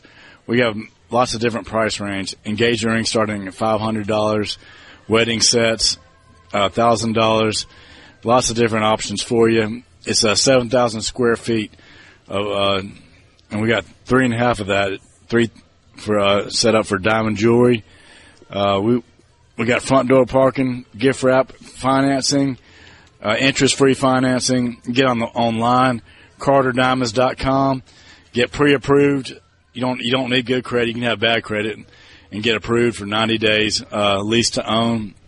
And if you do have good credit, we have 18 months interest-free financing. You come in and apply with your driver's license and credit card, and we'll get you approved. We also have layaway, 10% down, and up to 12 months on that, interest-free. So a lot of different options here, and a lot of great staff, friendly folks here. We'll take care of you, and we care about you. You know, we love our customers, and we're thankful. We're the oldest business in Jackson, 1849. That's incredible. Oldest, if not the oldest jewelry store in the United States. Pre-Civil War, they say Abraham Lincoln was a junior congressman at the time when it was founded. So it's an old building, and come downtown Jackson, the corner of High and State Street, or visit our website. You can order online, and they'll deliver to the store, CarterDiamonds.com, and we got the front door. It's easy. It's right before you get to the Capitol. It's right there on the left. Real easy. My phone number is 601-354-3549. Again, 601-354-3549. And we can size your ring up to 3 sizes bigger or down, and set diamonds, fix your jewelry, fix your watches. We got the watchmaker and the jeweler here on staff, and we have watches here for sale. Seiko. We can size it to your wrist, and custom make all kinds of jewelry online. You can even do it online and custom make it online, and pick out all the loose diamonds online. We got thousands of diamonds online you can pick from. You can pick out your quality you want, the color, clarity, shape, all the different shapes, hearts, pear, princess cut, round, anything you want. We got on the website. We have it in stock too. So yeah, just come on in. Carter Jewelers, 711 High Street, downtown Jackson. CarterDiamonds.com, 601-354-3549. Heavy duty engagement. You can see the difference in the quality. You know, nice prongs. Heirlooms will last you generation after generation, and I guarantee your wife's going to be happy, or your girlfriend. Yeah. Awesome. Come on in, and Merry Christmas. Yeah, man. So before we go, Jay, what's popular this year? Anything in particular? Diamond stud earrings. I just sold one. A man heard you on the radio. He came in, got that, and then he got the diamond hoops. We've been selling a lot of the diamond hoops too. Those are real popular, and diamond tennis bracelets. But engagement rings have always been the most popular for Christmas. Got you. Nice engagement rings. All right. Anniversary presents. Jay Lake, owner of Carter Jewelers, wraps us up here on Middays. Merry Christmas to you, Jake. Thanks for joining us today. Thank you. Merry Christmas. Bye-bye. That is it for us today, folks. We are out of here for the weekend. Back with you again on Monday. Until then, stay safe and God bless everyone.